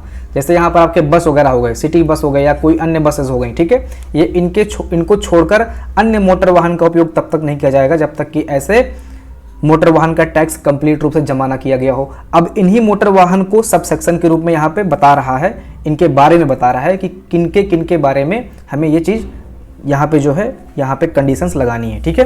तो यही बोल रहा है, 1 का के अंतर्गत तिपहिया और जो मालगाड़ी वगैरह होती हैं जो सामान को ढोती हैं, ठीक है, अगर किसी वाहन का भार जो है वो 3000 किलोग्राम से अधिक है, अगर इसने टैक्स नहीं जमा किया है तो फिर वो गाड़ी को नहीं चला सकता है, ठीक है। देखिए, परंतु इस उपधारा के अधीन मोटर वाहन के संबंध में वार्षिक कर के स्थान पर एक मुश्त कर की ऐसी देय राशि होगी जैसा कि राज्य सरकार द्वारा राजपत्र में सूची द्वारा, देखिए गाड़ी आपने ले लिया है, ठीक है, गाड़ी आप कम से कम 15 साल 20 साल तो चलाएंगे ही, ठीक है। कोई भी गाड़ी में आपने कोई टेम्पो ले लिया है तो 15-20 साल आप चलाएंगे, ठीक है, मानते हैं 10 ही साल चलाएंगे। तो अब यहाँ पे टैक्स आप यहाँ पे लिखा गया है क्या, जब तक कि वार्षिक कर, जैसा कि राज्य सरकार के द्वारा अधिसूचना में निर्दिष्ट किया गया है, आपको वार्षिक कर जमा करना होगा। वार्षिक कर ना जमा करके टोटल कर भी अगर आप जमा कर देते हैं तो टोटल कर में कुछ ना कुछ आपको छूट मिल जाएगा। तो यहाँ पर आप वार्षिक कर भी जमा कर सकते हैं या फिर टोटल कंप्लीट कर एक राशि में एक मुश्त आप जमा कर सकते हैं। एक मुश्त कर की ऐसी राशि देय होगी जैसा कि राज्य सरकार द्वारा राजपत्र में अधिसूचना द्वारा जारी किया गया है। या तो आप वार्षिक जमा कर दीजिए या फिर एक ही बार में टोटल राशि एक मुश्त आप जमा कर दीजिए, ठीक है। ये दोनों आप कर सकते हैं, वही चीज़ यहाँ पे लिखा गया है। ओके, आप समझ गए सेक्शन 1 का। अब हम आगे बढ़ते हैं। देखिए 2 में लिखा गया है, जो आपका धारा 4 है, 4A है, इसके अंतर्गत हम लोग पढ़ रहे हैं, धारा 4 ही है आई थिंक, हाँ धारा 4 अभी हम लोग पढ़ रहे हैं। तो धारा 4 के अंतर्गत पॉइंट नंबर 2 है, इस अधिनियम द्वारा या उसके अधीन अन्यथा उपबंधित को छोड़कर, जैसा कि मैंने बताया है कि बार बार ये चीज़ आएगा, कोई अधिनियम और उसी में स्टार लगा के जो उप नियम बनाए जाते हैं या उपबंध बनाए जाते हैं उसमें कुछ लिख दिया जाता है कि ऐसे ऐसे मालगाड़ियों पे, ऐसे ऐसे गाड़ियों पे ये नियम लागू नहीं होगा, ठीक है। तो वही बोल रहा है कि इस अधिनियम द्वारा या उसके अधीन अन्यथा उपबंधित को छोड़कर, देखिए क्या लिखा हुआ है, उत्तर प्रदेश में किसी भी सार्वजनिक स्थान पर, उत्तर प्रदेश में किसी भी सार्वजनिक स्थान पर उपधारा 1 का में विनिर्दिष्ट, उपधारा 1 का में विनिर्दिष्ट किसी भी माल वाहन, निर्माण उपकरण वाहन, ठीक है, विशेष रूप से डिजाइन किए गए मोटर वाहन, मोटर कैब, 3 पहिया मोटर कैब के अलावा, जो आपने देखा था ऊपर 3 पहिया मोटर कैब, इसके अलावा जो 4 पहिया हो सकती है उनको आप बोल लीजिए, मोटर कैब, मैक्सी कैब और राज्य परिवहन उपक्रम के स्वामित्व या नियंत्रण वाले सार्वजनिक सेवा वाहनों के अलावा किसी भी मालगाड़ी का उपयोग तब तक नहीं किया जा सकता है जब तक कि ऐसे मोटर वाहन पर लागू दर पर तिमाही कर राजपत्र में अधिसूचित राज्य सरकार द्वारा इसके संबंध में भुगतान ना किया गया हो, ठीक है। क्या लिखा गया है देखिए, थोड़ा सा यहाँ पे जो डेफिनेशन है थोड़ा सा टफ है, जितने भी पेड स्टूडेंट हैं मैं आपको बता दूं कि मैं एक बार कंप्लीट फाइल को अपडेट कर दूंगा, आप लोग परेशान बिल्कुल मत होइए, जैसे जैसे मैं बोल रहा हूं वैसे वैसे मैं यहाँ पे चीज़ों को सॉर्ट कर दूंगा, ठीक है, ताकि पढ़ने में आसानी आप लोगों के लिए हो जाए। जो मैं बोल रहा हूँ इसको आप लोग समझ लीजिए एक बार, ताकि जब इसको मैं सॉर्ट करूँ तो वहाँ पर आप अच्छे से समझ पाएँ, कोई पॉइंट मिस ना हो, ठीक है, बात आप समझ रहे हैं, ओके। तो इसके लिए आप टेंशन फ्री रहें, यहाँ पे जो डेफिनेशन है यहाँ पे जो डेटा लिखा गया है उसको मैं बहुत ही आसान भाषा में अपडेट करके एप्लीकेशन पे अपडेट कर दूंगा और नोटिफिकेशन लगा दूंगा, ठीक है, आप लोगों के पास मैसेज पहुँच जाएगा, जैसे अन्य एप्लीकेशंस के मैसेज आपको ऊपर शो हो रहे होते हैं, ऐसे ही एक नोटिफिकेशन दे दूंगा एप्लीकेशन पर ही, ऊपर आपको शो हो जाएगा कि फाइल अपडेट कर दिया गया है अधिनियम 1997 का, ठीक है। देखिए यहाँ पे लिखा गया है कि उत्तर प्रदेश में किसी भी सार्वजनिक स्थान पर उपधारा 1 में विनिर्दिष्ट किसी भी माल वाहन, निर्माण उपकरण, ठीक है, विशेष रूप से डिजाइन किए गए मोटर वाहन या कैब या जो भी चीज़ें हैं, इसके द्वारा इसके अलावा किसी भी मालगाड़ी का उपयोग तब तक नहीं किया जाएगा जब तक कि ऐसे मोटर वाहनों पर लागू दर तिमाही कर राजपत्रित में अधिसूचना द्वारा राज्य सरकार द्वारा भुगतान न किया गया हो। कहने का मतलब है ऐसे मोटर वाहनों पर अगर तिमाही में कर जमा करना है, अगर इन्होंने तिमाही में जमा नहीं किया है कर, तो ऐसे मोटर वाहन को अलाउ नहीं किया जाएगा, ठीक है, चलने के लिए अलाउ नहीं किया जाएगा, ओके। अब इसमें लिखा गया है, अभी मैं समझाऊंगा, आप लोग परेशान मत होइए, अगर आपको कन्फ्यूजन हो रहा होगा तो फिर ये जो 2 का लिखा हुआ है इससे आपका कन्फ्यूजन दूर हो जाएगा। बशर्ते कि तिमाही कर के बजाय इस उपधारा के तहत मोटर वाहन के कर में ऐसी दर पर वार्षिक कर देय हो सकता है जो राज्य सरकार द्वारा निर्दिष्ट किया गया हो। कहने का मतलब ये है, आपने ऊपर जब देखा था तो यहाँ पर वार्षिक कर लगा रहे थे, यहाँ पे वार्षिक कर लगा रहे थे, फिर इन्होंने नीचे दिया था पॉइंट लगा के कि अगर आप वार्षिक ना दे के एक मुश्त 1 साल का पूरे साल का दे देते हैं तो भी वो मान्य हो जाएगा, ठीक है, तो भी वो मान्य हो जाएगा। ऐसे ही यहाँ पर ये बोले कि तिमाही लगाना है, और तिमाही ना लगा के अगर आप लोग 3-3-3 करके जो है अगर सालाना पेमेंट करना चाहते हो कर का, तो आप लोग सालाना पेमेंट कर सकते हो। समझ गए आप क्या कह रहा है, ठीक है। तो यहाँ पे तिमाही में जो कर लगाना है, चाहे आप तिमाही के रूप में जमा कीजिए, चाहे आप अपने गाड़ी का सालाना टैक्स जमा कर दीजिए। सालाना में क्या होता है, आपको एक मुश्त जमा करना होगा 1 साल का, उसमें आपको कुछ छूट भी मिल जाता है, ठीक है, ये बात आप समझ गए। इसके बाद में यहाँ पे देखते हैं, इस अधिनियम द्वारा या उसके अधीन अन्यथा उपबंधित वाहनों को छोड़कर, बस ये इतना लाइन जो है सब में सेम है। उत्तर प्रदेश में किसी भी सार्वजनिक स्थान पर उपधारा 1A और उपधारा 2 में निर्दिष्ट वाहनों के अलावा किसी भी सार्वजनिक सेवा वाहन का उपयोग तब तक नहीं किया जाएगा जब तक कि राज्य सरकार द्वारा अधिसूचित ऐसी दर पर मासिक भुगतान न किया गया हो। तो अभी जस्ट हमने देखा तिमाही की बात हो रहा था, अब यहाँ पे मासिक की बात हो रहा है, ठीक है। तो यहीं पे मासिक की जब बात कर रहा है तो ये बोल रहा है कि मासिक ना करके अगर आप लोग त्रैमासिक भी कर पेमेंट कर देते हैं तो भी काम हो जाएगा, ठीक है। जब सालाना की बात किया था तो बोला था कि आप अपने मोटर का जितना भी लाइफ टाइम है उसका पेमेंट कर दो। इसके बाद में इसने तिमाही बोला, तो तिमाही में इसने बोला कि तिमाही न करके पूरे सालाना का जमा कर दो। अभी ये मासिक बोल रहा है, एक एक महीने का बोल रहा है, तो एक एक महीने का ना करके आप 3 महीने का भी पेमेंट एक बार में कर सकते हैं। यही इस धारा में लिखा गया है, जो कि बहुत ही कठिन भाषा में लिखा गया है। इसको मैं आसान भाषा में करके आप लोगों के समक्ष रख दूंगा। जरूरी है कि आप सभी लोग एक बार इसको पढ़ लें। जो भी चीज़ें मेन पीडीएफ में लिखी गई है, 1997 के अधिनियम में लिखा गया है, एक बार वो आपके सामने पहुंच जाए। दूसरी चीज़ ये है कि मैं इसको भी हटाऊंगा नहीं, ठीक है, मैं इसको भी हटाऊंगा नहीं, एक अपडेटेड फाइल अलग से डाल दूंगा, ठीक है। मैं इसको भी नहीं हटाऊंगा, मैं नहीं चाहता हूं कि कोई भी कंटेंट यहां से हटे। बाकी एक अलग अपडेटेड फाइल आसान भाषा में आपको मैं दे दूंगा इससे संबंधित, ठीक है। ओके, तो ये तीनों आप समझ गए। इसके बाद में इसी में 2 खा है, जहां उत्तर प्रदेश राज्य सरकार किसी अन्य राज्य सरकार या संघ क्षेत्र या इसके बीच में ले जाने वाले माल के कराधान से संबंधित कोई परस्पर समझौता किया जाता है। यहाँ पे कहने का मतलब ये है कि जैसे अब उत्तर प्रदेश में ये गाड़ियाँ चल रही हैं, ये जो हमने ऊपर बात की, ये उत्तर प्रदेश में गाड़ियाँ चल रही हैं, लेकिन बॉर्डर होता है ना उत्तर प्रदेश का, जैसे अभी समझ लीजिए कि नोएडा वाला रीजन है, दिल्ली वाला रीजन है, या किसी अन्य राज्य से अन्य राज्य का जो सीमा है, जैसे मध्य प्रदेश हो गया, बिहार हो गया, इनकी जो सीमा लगती है उत्तर प्रदेश से, तो वही बात कर रहा है कि उत्तर प्रदेश सरकार और किसी अन्य सरकार या संघ राज्य क्षेत्र के बीच सड़क मार्ग से ले जाए जाने वाले माल के कराधान से संबंधित कोई भी पारस्परिक समझौता किया जाता है, ठीक है। ये सारी चीज़ें हैं, और बशर्ते कि इस तरह लगाया गया कर उस कर से अधिक नहीं हो सकता। देखिए, कहने का मतलब ये है कि जैसे जहाँ पे बफर जोन है, 2 राज्यों से संबंधित कोई बॉर्डर क्षेत्र है, तो वहाँ पर कर लगाया जाएगा, ठीक है। वहाँ पर अन्य राज्य कर लगा सकता है। जैसे उत्तर प्रदेश पे कर लगाया गया है, ये गाड़ी मध्य प्रदेश के रीजन में प्रवेश करती है, तो एमपी वाला भी कर यहाँ पे इम्पोज हो जाएगा, लेकिन ये कर उत्तर प्रदेश का जो अधिनियम है उसमें जो लगाया गया कर है उस कर से अधिक नहीं होगा, ठीक है, उस कर से अधिक नहीं होगा। यानी कि जो बफर जोन में एमपी स्टेट कर लगा रहा है वो मेन उत्तर प्रदेश के कर से नहीं होगा, क्योंकि यहाँ भी गाड़ी वाला आपको कर दे रहा है उत्तर प्रदेश सरकार को, और यहाँ पे एमपी सरकार को भी दे रहा है डबल कर, ठीक है।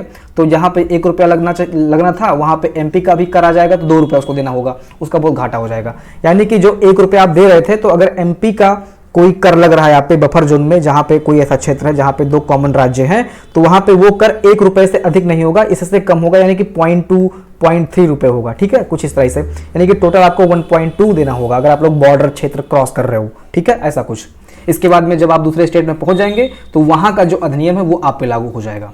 ओके, ये चीज है 2 खा के अंतर्गत, समझ गए आप, ठीक है। थोड़ा सा यहाँ पे लैंग्वेज टफ है, इसलिए मुझको भी पढ़ने में यहाँ पे दिक्कत हो रहा है, लेकिन अगर आप लोग मेरी भाषा को समझ जाएंगे, मेरी बातों को समझ जाएंगे, तो आप लोग भी फाइल्स को आराम से पढ़ सकते हैं।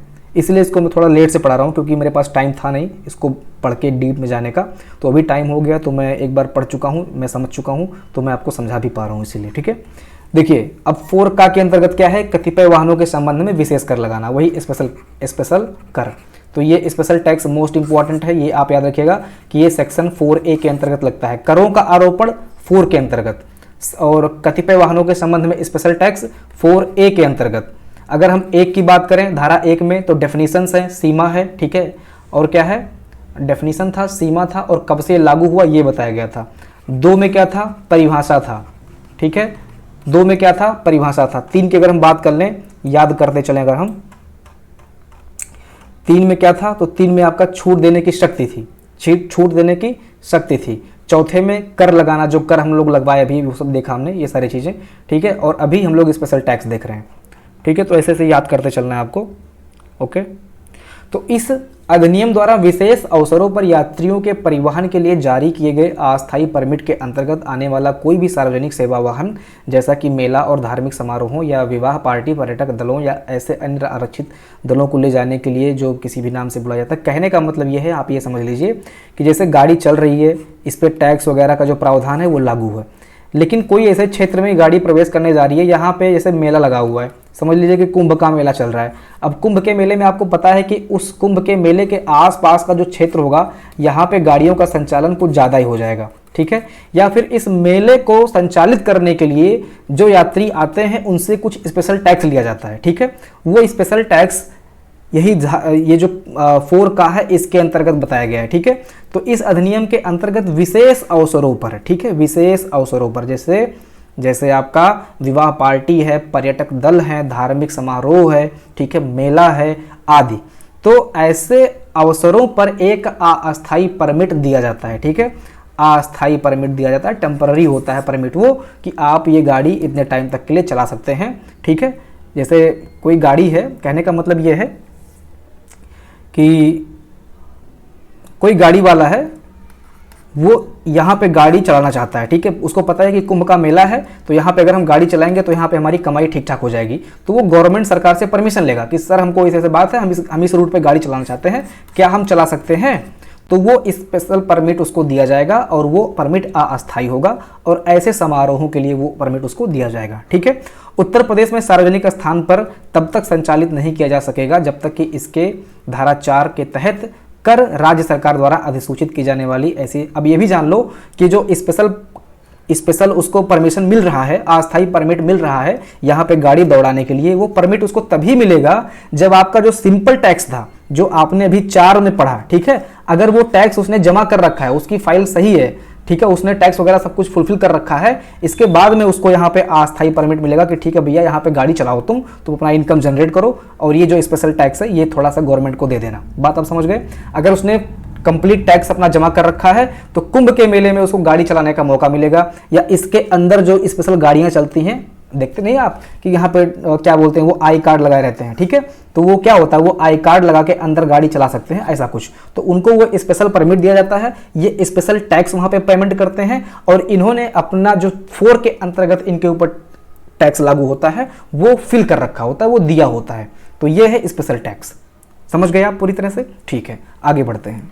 ओके, धारा नंबर 6 चेक करते हैं क्या लिखा हुआ है। तो सार्वजनिक सेवा वाहन पर अतिरिक्त कर, अभी तक हम लोगों ने जो धारा 4 देखा और 4A देखा, इसके अंतर्गत हमने ये देखा जो तिपहिया गाड़ियां हैं या जिनका वेट 3000 किलोग्राम से अधिक है, या हम ऐसा कह सकते हैं जैसे कार वगैरह हो गया, कैब हो गया, ठीक है, यानी कि हम ये कह सकते हैं जो प्राइवेट परिवहन यान है या व्हीकल्स हैं उनकी हम बात कर रहे थे, ठीक है। जो प्राइवेट परिवहन यान का मतलब यह है कि जो प्राइवेट गाड़ियां होती हैं, जैसे जीप है, अब कोई जीप चला रहा है तो वो उसकी प्राइवेट गाड़ी है लेकिन वो लोगों को ढो रही है, तो भी वो क्या हो गया, वो परिवहन यान हो गया, ठीक है। देखिए मैं आपको स्पष्ट कर दूं कि कभी भी सार्वजनिक परिवहन कहीं लिखा मिलता है, सार्वजनिक परिवहन ये शब्द आपको कहीं लिखा मिलता है, तो इस शब्द को आप ऐसे समझना कि इसके आगे क्या लिखा हुआ है, ठीक है। जो जैसे यहाँ पे ये जो यहाँ पे आप देख रहे हो सार्वजनिक सेवा वाहन, अब इसको हम लोग सार्वजनिक सेवा वाहन, हम कौन सा सार्वजनिक सेवा वाहन समझे, ये समझे कि वो प्राइवेट वाली गाड़ी है जो लोगों को ढो रही है, या फिर गवर्नमेंट के अंडर वाली गाड़ी है, व्हीकल है, ठीक है, या राज्य सरकार के अंडर वाली व्हीकल है, ठीक है। तो इसको समझने के लिए हमको पूरा सेंटेंस पढ़ना पड़ेगा कि ये बात यहाँ पे क्या हो रहा है एक्चुअल में। तो सार्वजनिक परिवहन कहीं भी लिखा मिले तो आप उसको ऐसा मत समझ लेना कि राज्य सरकार जो गाड़ी चलवा रही है वो सार्वजनिक परिवहन है, ऐसा नहीं है। सार्वजनिक परिवहन को समझने के लिए आपको उससे संबंधित जो सेंटेंस लिखा हुआ है वो पूरा पढ़ना पड़ेगा, क्योंकि सार्वजनिक परिवहन के अंतर्गत हमने चैप्टर 1 में देखा था कि इसका कोई क्लियर डेफिनेशन नहीं है। सार्वजनिक परिवहन जो यात्रियों को ढोती है, जो लोगों की सेवा करती है, जो अपने जो प्राइवेट प्रॉपर्टी, जो प्राइवेट गाड़ी नहीं है या निजी कार नहीं है, ठीक है, कार है लेकिन अगर वो लोगों को ढो रही है तो सार्वजनिक परिवहन के अंतर्गत आ गया, ठीक है। ये चीज़ आप समझे थे चैप्टर 1 में। तो यही मैं आपको समझाना चाहता हूं कि अभी जो हमने सेक्शन 4 देखा और 4A देखा, उसमें हमने ये देखा कि ऐसे वाहन की बात हो रही थी। अब इस सेक्शन में यानी कि धारा नंबर 6 में हम ये देखने वाले हैं कि गवर्नमेंट या फिर राज्य सरकार के अंडर में जो गाड़ियां चलती हैं उसके कर के बारे में यहाँ पे हम देखने वाले हैं, ठीक है। तो परीक्षा में अगर प्रश्न बनता है कि राज्य सरकार के अंडर में जो गाड़ियां चलती हैं उस पर कर या अतिरिक्त कर किस धारा के अंतर्गत लगाया जाता है, तो धारा नंबर 6 के अंतर्गत लगाया जाता है, ठीक है। तो राज्य परिवहन उपक्रम के स्वामित्व या नियंत्रण वाले किसी भी सार्वजनिक सेवा वाहन को उत्तर प्रदेश में किसी भी सार्वजनिक स्थान पर तब तक संचालित नहीं किया जाएगा जब तक कि धारा 4 के तहत देय कर के अलावा राज्य सरकार द्वारा अधिसूचित अतिरिक्त कर का भुगतान नहीं किया गया हो। बात आप समझ गए। तो ये जो धारा 4 में करों के बारे में बताया गया है, करों के आरोपण के बारे में बताया गया है, वही सिस्टम अगर इन पे भी लागू होता है। अगर 1988 या फिर 97 में ही अगर कहीं सेक्शन वगैरह में लिखा गया है कि इनको भी टैक्स देना है तो टैक्स देना है, ठीक है, यही बात सार्वजनिक सेवा वाहन पर जो अतिरिक्त कर लगता है उसके बारे में ये धारा नंबर 6 उल्लेखित करता है। ठीक है, आगे बढ़ें तो यहाँ पे धारा नंबर 7 है नहीं, 5 भी नहीं था। ठीक है, अब हम आते हैं धारा नंबर 8 पे, दुर्घटना राहत कोष या दुर्घटना राहत निधि। देखिए, दुर्घटना होती है सड़कों पे, आपको पता है। ठीक है, तो गवर्नमेंट उनको मुआवजा देती है। गवर्नमेंट उनको, राज्य सरकार या केंद्र सरकार जिसके अंतर्गत जो दुर्घटना सीमा या दुर्घटना क्षेत्र आता है, वहाँ पे उनको राज्य सरकार या केंद्र सरकार के द्वारा मुआवजा दिया जाता है। तो ये मुआवजा कहाँ से दिया जाता है? तो ये दिया जाता है दुर्घटना राहत कोष से, दुर्घटना राहत कोष से। या फिर जो भी नेता वगैरह होते हैं ये अपनी तरफ से भी घोषणा कर देते हैं कि हमारी पार्टी की तरफ से या हमारे द्वारा इनको इतना रुपया दिया जाता है, 50 लाख रुपए, 60 लाख रुपए। बाकी जो गवर्नमेंट या राज्य सरकार देती है वो दुर्घटना राहत कोष से निकाल के देती है। और ये दुर्घटना राहत कोष में फंडिंग कहाँ से आता है? तो जो कर लगाया था, जो अतिरिक्त कर लगाया था, वहीं से कुछ परसेंटेज को निकाल के इसमें डाल दिया जाता है। ठीक है, वही वहाँ से जैसे कर लगाया गया 100 रुपये, तो यहाँ से 20 रुपये निकाल के इस दुर्घटना राहत कोष में डाल दिया जाता है। तो ये धीरे धीरे भरता है, यहाँ पे लाखों रुपए हो जाते हैं, करोड़ों रुपए हो जाते हैं। और जब यात्रियों का दुर्घटना हो जाता है तो उनको या उनके उत्तराधिकारी को दुर्घटना राहत कोष से पैसा दे दिया जाता है। ठीक है, तो यही चीज़ यहाँ पे लिखा हुआ है। किसी ऐसी दुर्घटना में हताहत होने वाले यात्रियों या अन्य व्यक्तियों जिनमें लोक सेवा वाहन शामिल है या ऐसे यात्रियों या अन्य व्यक्तियों के उत्तराधिकारियों को राहत प्रदान करने के उद्देश्य से राज्य सरकार उत्तर प्रदेश सड़क परिवहन दुर्घटना राहत निधि के नाम से की जाने वाली एक निधि की स्थापना करेगी। ठीक है, जो मैंने आपको समझाया वही थोड़ा सा यहाँ पर टफ लैंग्वेज में लिखा हुआ है कि एक दुर्घटना राहत कोष बनाया जाएगा और जो कर हमसे लिया जाता है उसी से कुछ परसेंटेज यहाँ पर डाल दिया जाएगा। तो वो परसेंटेज आप लोग याद रखें कि वो परसेंटेज कितना है। तो धारा 4 के तहत लगाए गए कर के 2%, जो धारा 4 हमने पढ़ा उसमें जो करों का उल्लेख किया गया है उसका 2%, और धारा 6 के तहत लगाए गए अतिरिक्त कर के 2% के बराबर राशि उसमें जमा की जाएगी। यानी कि जो धारा 4 में कर है और जो स्पेशल टैक्स है जो कि धारा 6 के अंतर्गत लगाया जाता है उसका भी 2%, यानी कि कर और जो अतिरिक्त कर है इन दोनों का 2% निकाल के दुर्घटना राहत कोष में जमा किया जाएगा। और यही जब पैसा बनेगा यही पैसा उठा के जो है जो दुर्घटना वाला क्षेत्र है या जो व्यक्ति वहाँ पे हैं उनको दे दिया जाएगा। ठीक है, उपधारा 1 के अधीन स्थापित निधि का प्रशासन और उपयोग ऐसी रीत से होगा जो विहित किया जाए या मतलब बनाया जाए, जो भी चीज़ें हैं। ठीक है, तो दुर्घटना राहत निधि किस धारा के अंतर्गत आता है? धारा नंबर 8 के अंतर्गत आता है। यहाँ पर दुर्घटना राहत निधि में जो कर है या अतिरिक्त कर है उसका कितना परसेंटेज जमा किया जाता है? तो 2% जमा किया जाता है। ये चीज़ आप समझ रहे हैं। ठीक है, आगे बढ़ें। इसके बाद में आता है कर और जुर्माने का भुगतान। कर और जुर्माने का भुगतान, तो अभी हमने देखा 4 के अंतर्गत कर लगाया जाता है कि भैया इतना कर आपको देना है। ठीक है, 4A के अंतर्गत देखा हमने कि स्पेशल टैक्स आपको इतना देना है, अतिरिक्त कर आपको इतना देना है। ठीक है, इसके बाद में हमने ये भी देखा कि सार्वजनिक जो सेवा वाहन है वहाँ पे भी उनको भी कर देना होता है गवर्नमेंट के अंडर में। ठीक है, इसके बाद में अब हम देखते हैं कि ये वसूली कैसे होगा। ठीक है, वसूली कैसे करेंगे हम लोग? तो यहाँ पे उसके लिए जो धारा है वो धारा नंबर 9 है, कर और जुर्माने का भुगतान। यहाँ पे पेमेंट कैसे करना है। ठीक है, तो यहाँ पे लिखा हुआ है धारा 11 के प्रावधानों के अधीन, यानी कि आगे धारा 11 भी होगा, उसमें कुछ प्रावधान होगा। तो उसमें प्रावधान दोस्तों यही है कि आपको सालाना जमा करना होता है। ठीक है, छमाही जमा कर सकते हैं आप, इसके बाद में तिमाही होता है, इसके बाद में महीना होता है, मंथली होता है। तो यही चीज़, इसी का डिस्कशन जो है धारा 11 में लिखा गया है, मैं आपको बता दे रहा हूँ। ठीक है, तो धारा 11 के प्रावधानों के अधीन धारा 4 की उपधारा 1 के अधीन, हम फिर से धारा 4 पे पहुंच रहे हैं जहां पे करों के आरोपण की बात की गई थी। तो धारा 4 की उपधारा 1 के अधीन देय कर का भुगतान मोटरयान अधिनियम 1988 के अंतर्गत वाहन के पंजीकरण के समय किया जाएगा।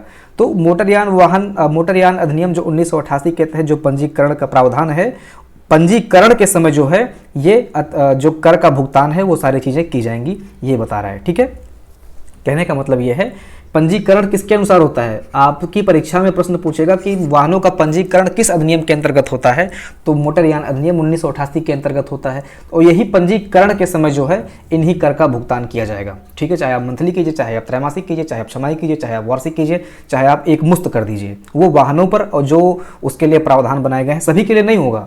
मैं ये नहीं कहता हूँ कि सभी के लिए होगा, लेकिन कुछ वाहनों के लिए अलग अलग तरह से प्रावधान बनाए गए हैं। ऐसे ऐसे आप ये इसका प्रावधान, आप गाड़ी ले रहे हो, कार ले रहे हो, ट्रक ले रहे हो, ठीक है, कुछ जीप ले रहे हो तो अलग अलग वाहनों के लिए अलग अलग प्रावधान होंगे, ऐसा होता होगा। ठीक है, अब देखिए यहाँ पे क्या लिखा हुआ है कि बशर्ते कि पुराने मोटर वाहन के संबंध में कर प्रत्येक वर्ष जनवरी के 15वें दिन या अग्रिम रूप से जमा या देय होना चाहिए। कहने का मतलब यह है कि जो कर होगा वो कैलेंडर वर्ष होता है ना, कैलेंडर वर्ष, जैसे जनवरी से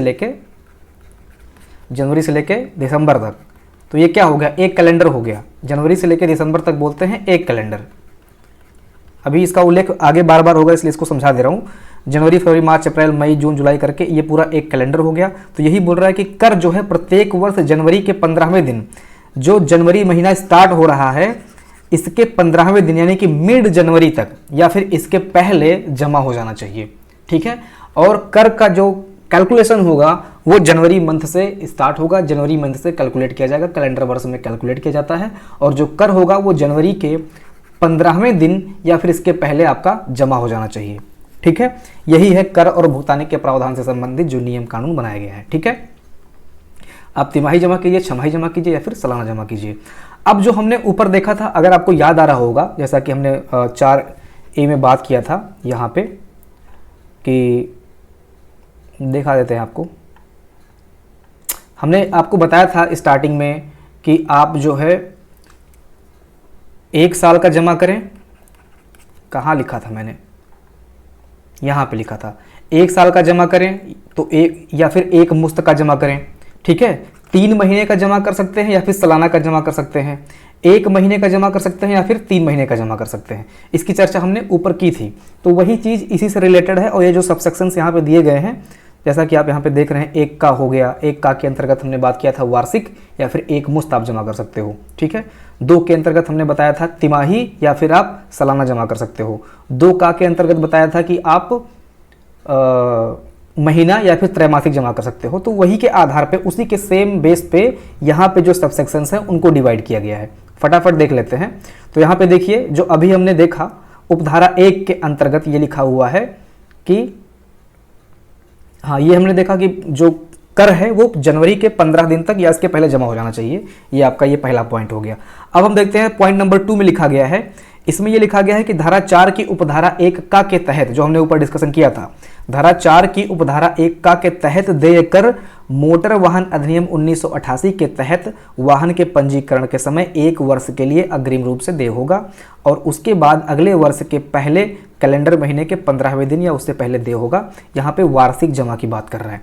तो वार्षिक जमा का मतलब ये है कि 1 वर्ष का आप पूरा जमा कर दीजिए। यानी कि आपने 2024 में जनवरी माह में अगर कर दिया है तो 2025 में फिर जाके आप जनवरी माह में 15 जनवरी के पहले आप लोग जो है 15 जनवरी 2025 के पहले आप कंप्लीट कर फिर से भर दीजिए। ठीक है, यानी कि ये वार्षिक की बात कर रहा है, पॉइंट नंबर 2।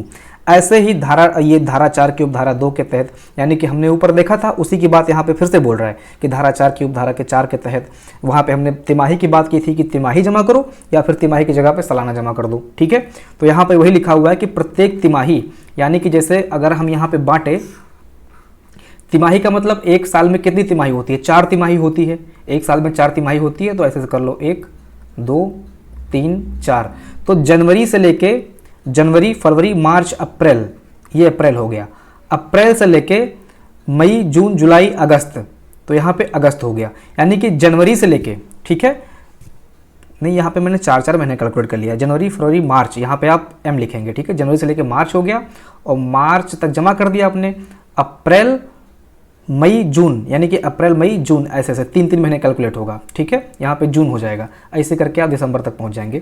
तो यहाँ पे आपने क्या किया, यहाँ पे जनवरी में आपने 15 जनवरी के पहले पेमेंट किया कर का। ठीक है, अब आप क्या करेंगे कि 15 मार्च के अंडर में फिर से आप पेमेंट कर देंगे। ठीक है, यानी कि जनवरी से लेके मार्च तक का आपने यहाँ पेमेंट किया और अप्रैल से लेके जून तक का पेमेंट आप अप्रैल में कर देंगे। यही बोल रहा है, कहने का मतलब आप समझ रहे हो। ठीक है, 3 महीने का भुगतान स्टार्टिंग में ही जो पहला महीना होगा उसमें कर दिया जाएगा।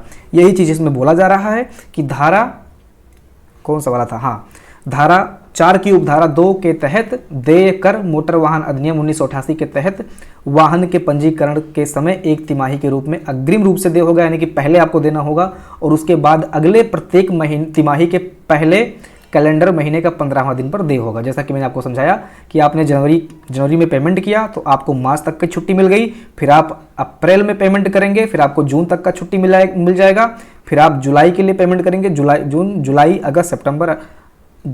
अगस्त सितंबर तक का छुट्टी मिल जाएगा, सितंबर, फिर अक्टूबर में पेमेंट करेंगे, तो नवंबर दिसंबर तक की छुट्टी मिल जाएगी, यानी कि अक्टूबर नवंबर दिसंबर तक की छुट्टी मिल जाएगी। इस तरह से ऐसे ही आप इसको भी समझ लीजिए। धारा 4 की धारा जो भी चीज़ें हैं, मंथली आप करना चाहो तो मंथली कर सकते हो, ठीक है। हर महीने में 15 तारीख के पहले आपको पेमेंट कर देना है। ये सारी चीज़ें आप समझ गए, ठीक है। कर का भुगतान कैसे करना है, ठीक है। अब देखिए जुर्माना भी कुछ लगाया गया है। अगर आप पेमेंट नहीं करते हो टाइम पे, कहने का मतलब है कि 15 तारीख को बोला गया था कि हर महीने के जनवरी माह में 15 तारीख के पहले आपको पेमेंट कर देना है, आपने पेमेंट नहीं किया, लेट लगाया, तो वहाँ पे भी कुछ जुर्माने का भी प्रावधान है। तो यही आपको यहाँ पे जुर्माना भी देखना है। देखते हैं आगे क्या लिखा गया है। पहले हम ये देखते हैं कि जो 4A में हमने स्पेशल टैक्स पढ़ा था उसके बारे में क्या यहाँ पे लिखा गया है।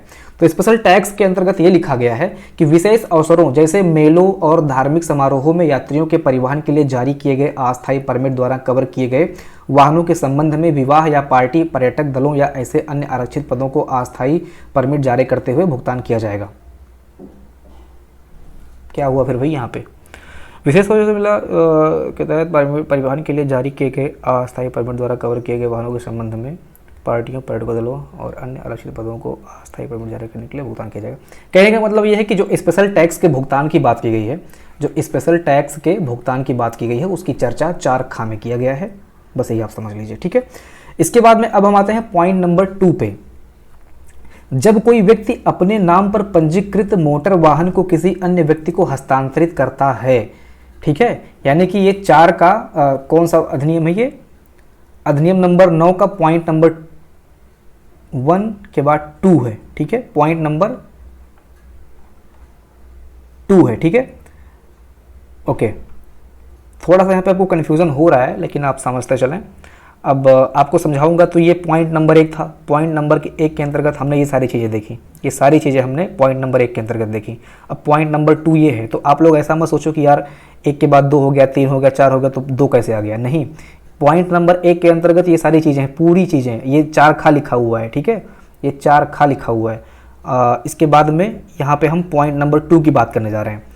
जब कोई व्यक्ति अपने नाम पर पंजीकृत मोटर वाहन को किसी अन्य व्यक्ति को हस्तांतरित करता है तो हस्तांतरण के दायित्व के प्रति इस संबंध में हस्तांतरणकर्ता इस प्रकार स्थानांतरित मोटर वाहन के संबंध में कर, अतिरिक्त कर और जुर्माना यदि कोई बकाया हो तो सबका जो है भुगतान करने के लिए उत्तरदायी होगा।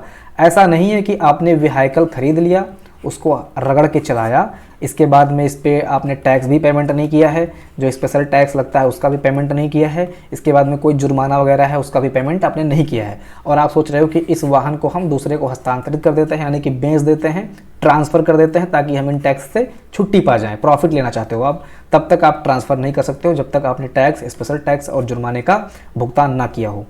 यही चीज़ यहाँ पे लिखा गया है, ठीक है। तो ये पॉइंट नंबर 2 धारा नंबर, ये इंपॉर्टेंट है इसलिए बार बार कह रहा हूँ, धारा नंबर 9 के अंतर्गत आता है, ये आप याद रखेंगे। इसके बाद में पॉइंट नंबर 3 है, धारा 9 का पॉइंट नंबर 3 है, जहां मोटर वाहन के संबंध में कर या अतिरिक्त कर का भुगतान उपधारा 1 में निर्दिष्ट अवधि के भीतर नहीं किया जाता है, वही चीज़ जहाँ पे अब यहाँ पे जुर्माने की बात कर रहा है, ठीक है। अब यहाँ पे जुर्माने की बात कर रहा है कि अगर दिए गए समय के अंदर भुगतान नहीं किया जाता है कर या देय अतिरिक्त कर के अलावा अलग दर पर, तो इसके बाद में बोल रहा है कि अगर आपने भुगतान नहीं किया है तो जो आपका कर है, टैक्स है, जो आपने पेमेंट नहीं किया, और जो स्पेशल टैक्स है वो आपने पेमेंट नहीं किया, इसके अलावा फिर आप पर टैक्स लगेगा, इसके अलावा भी आप पर टैक्स लगेगा, ठीक है। वही बोल रहा है कि कर या देय अतिरिक्त कर के अलावा अलग दर पर फिर आप पर जुर्माना लगेगा, देय होगा, जिसके लिए मालिक और ऑपरेटर दोनों संयुक्त रूप से जिम्मेदार होंगे, ठीक है। अगर आपने पेमेंट नहीं किया है टाइम पे तो आप पे स्पेशल टैक्स लगेगा जो कि अतिरिक्त कर होगा, इसके अलावा भी एक अतिरिक्त कर लगाया जाएगा जो कि फिर बाद में इसमें ऐड होगा, और तीनों को फिर आपको देना होगा। कौन देगा, कौन जिम्मेदार होगा, मालिक जिम्मेदार होगा और ऑपरेटर संयुक्त रूप से जिम्मेदार होंगे, ठीक है। अब देखते हैं पॉइंट नंबर 4, 9 के अंतर्गत जो पॉइंट नंबर 4 है, इस अधिनियम के अंतर्गत, इस अधिनियम के तहत अतिरिक्त कर या जुर्माने की राशि की गणना करते समय राशि को निकटतम रुपए में डाल दिया जाएगा, अर्थात 1 रुपये का एक अंश 50 पैसे या उससे अधिक होने पर अगले उच्च रुपए में बदल दिया जाएगा और 50 पैसे से कम के किसी भी अंश को नज़रअंदाज कर दिया जाएगा। कहने का मतलब है कि टैक्स आपको देना है, ठीक है। समझ लीजिए कि यहाँ पर आपको 1 रुपये 75 पैसे टैक्स कैलकुलेट होकर निकल के आया। ये मैं फॉर एग्जांपल के लिए बता रहा हूँ, ये हज़ारों में होता है, ठीक है। तो 1 रुपये 75 पैसे ये कैलकुलेट होके आया, तो इसको 2 रुपया मान लिया जाएगा। कितना मान लिया जाएगा? इसको 2 रुपये आपको पेमेंट करना है। वही बोल रहा है कि एक अंश यानी कि 50 पैसे या उससे अधिक होने पर अगले उच्च रुपये में बदल दिया जाएगा। तो अगला उच्च रुपया कौन सा है? एक का अगला उच्च रुपया 2 रुपया है, ठीक है। तो ये 1.75 को 2 रुपया मान लिया जाएगा और उससे कम यानी कि 75 पैसे से अगर यहाँ पे ये आप 50 पैसे को बेस मान रहे हैं, ठीक है, 1.50 को बेस माना जा रहा है और इससे ऊपर होने पे 2 रुपया हो जाएगा और 1.50 को बेस मानते हुए अगर 1.25 रुपीज़ हो रहा है तो फिर इसको 1 रुपया मान लिया जाएगा। यही बोल रहा है, ठीक है। यानी कि बेस होगा 1.5, इससे ऊपर अगर हुआ तो अगला जो नंबर होगा उसको मान लिया जाएगा और 1.50 से नीचे अगर हुआ यानी कि 1.35 रुपया हो रहा है तो फिर उसको 1 रुपया मान लिया जाएगा। ये टैक्स कैलकुलेट, ये टैक्स में पैसे देने का मतलब ये व्यवस्था बनाया गया है, ठीक है। तो यही सारी चीज़ें इसके अंतर्गत लिखी गई हैं। ये आपका जो है धारा नंबर 9 यहाँ पे कंप्लीट होता है। अब हम आगे आते हैं धारा नंबर 10, ठीक है। थोड़ा सा भी बड़ा ही है, इसमें कुछ ज़्यादा है नहीं, इसमें मैं आपको 2-3 लाइन बता देता हूँ, पूरा पढ़ने की ज़रूरत नहीं है। देखिए, उत्तर प्रदेश में बिना टैक्स चुकाए नहीं होंगे वाहनों के इस्तेमाल। तो अगर आपने कोई टैक्स नहीं दिया है तो आप वाहन का इस्तेमाल पहली बात तो नहीं कर सकते हैं, ठीक है। तो धारा नंबर 9 में निहित किसी भी बात के बावजूद उत्तर प्रदेश में किसी भी परिवहन वाहन का इस्तेमाल हम नहीं कर सकते हैं अगर मोटर वाहन अधिनियम 1988 के तहत उत्तर प्रदेश के बाहर अधिकार क्षेत्र वाले प्राधिकरण द्वारा दिए गए अस्थायी परमिट के तहत जब तक कि उत्तर प्रदेश में इसका भुगतान नहीं किया गया हो हम नहीं पेमेंट कर सकते हैं। इसको मैं आसान भाषा में आपको समझा देता हूँ। देखिए, मोटर वाहन अधिनियम 1988 के तहत उत्तर प्रदेश के बाहर अधिकार क्षेत्र वाले प्राधिकरण द्वारा दिए गए अस्थायी परमिट के तहत जब तक कि उत्तर प्रदेश में इसके उपयोग या रहने के लिए धारा 4 के तहत भुगतान ना किया गया हो, ये है, ठीक है, ठीक है। जैसे समझ लो कि ये यूपी है, ठीक है, ये आपका यूपी है, ये बफर जोन की बात कर रहा है, एक तरह से आप बात कर लो, ठीक है। और ये आपका एमपी है। तो अगर इस यूपी वाले में एमपी वाला व्हीकल आ रहा है और इसके पास अस्थायी परमिट है कि आप जाके यूपी में गाड़ी चलाओ, ठीक है। तो यही कह रहा है कि अगर आपको परमिट मिला है, अस्थायी परमिट मिला है कि आप उत्तर प्रदेश के सीमा में आके गाड़ी चला रहे हो, आपको अस्थायी परमिट दिया गया है, तो इसका जब तक आप भुगतान नहीं करेंगे तब तक गाड़ी चलाना नहीं माना जाएगा, ठीक है। यानी कि जुर्माना लगेगा उस पर अगर आपने पेमेंट नहीं किया है तो, ठीक है। एमपी वाली गाड़ी आके इसमें चल रही है, अस्थायी परमिट इसको मिला हुआ है, तो उस अस्थायी परमिट का जो पैसा है वो यूपी सरकार को मिलना चाहिए, कुछ ऐसा, ठीक है। ये कुछ बफर जोन की ही बात यहाँ पे हो रही है, कुछ ऐसा ही है, ऐसा आप समझ लो यहाँ पे, ठीक है। बाकी ज़्यादा समझने की जरूरत नहीं है। वही बोल रहा है कि उत्तर प्रदेश के बाहर अधिकार क्षेत्र वाले प्राधिकरण द्वारा अस्थायी परमिट के तहत जब तक कि उत्तर प्रदेश में इसके वाहन का या जो भी चीज़ें हैं भुगतान नहीं किया गया, आप गाड़ी नहीं चला सकते हैं, नहीं होंगे वाहन के इस्तेमाल बिना टैक्स चुकाए, ठीक है। इसके बाद में ऐसे ही आगे आ जाओ आप, इसमें भी से कुछ चीज़ें लिखी गई हैं, ठीक है। और एक चीज़ यहाँ पे पॉइंट नंबर 3 भी देख लो, इसको देखने की ज़रूरत नहीं है, वही सारी चीज़ें फिर से यहाँ पे बताई गई हैं, ठीक है। इतना ज़्यादा डीप में जाने की ज़रूरत नहीं है, बस जो बताना था वो मैंने बता दिया। जो 10 नंबर पॉइंट है आपका वो बफर जोन से रिलेटेड है, जैसे एमपी हो गया, आपका हरियाणा हो गया, इसके बाद में दिल्ली एनसीआर हो गया, ठीक है। इसके बाद में ऐसे ही मैंने, ठीक है, ये सारी चीज़ें हैं, ओके, कोई दिक्कत नहीं, आगे बढ़ते हैं। यदि ऐसा परिवहन वाहन उत्तर प्रदेश में इस अधिनियम के तहत अतिरिक्त करके भुगतान चला जाता है जुर्माने के साथ। अब देखो यहाँ पे ये बोल रहा है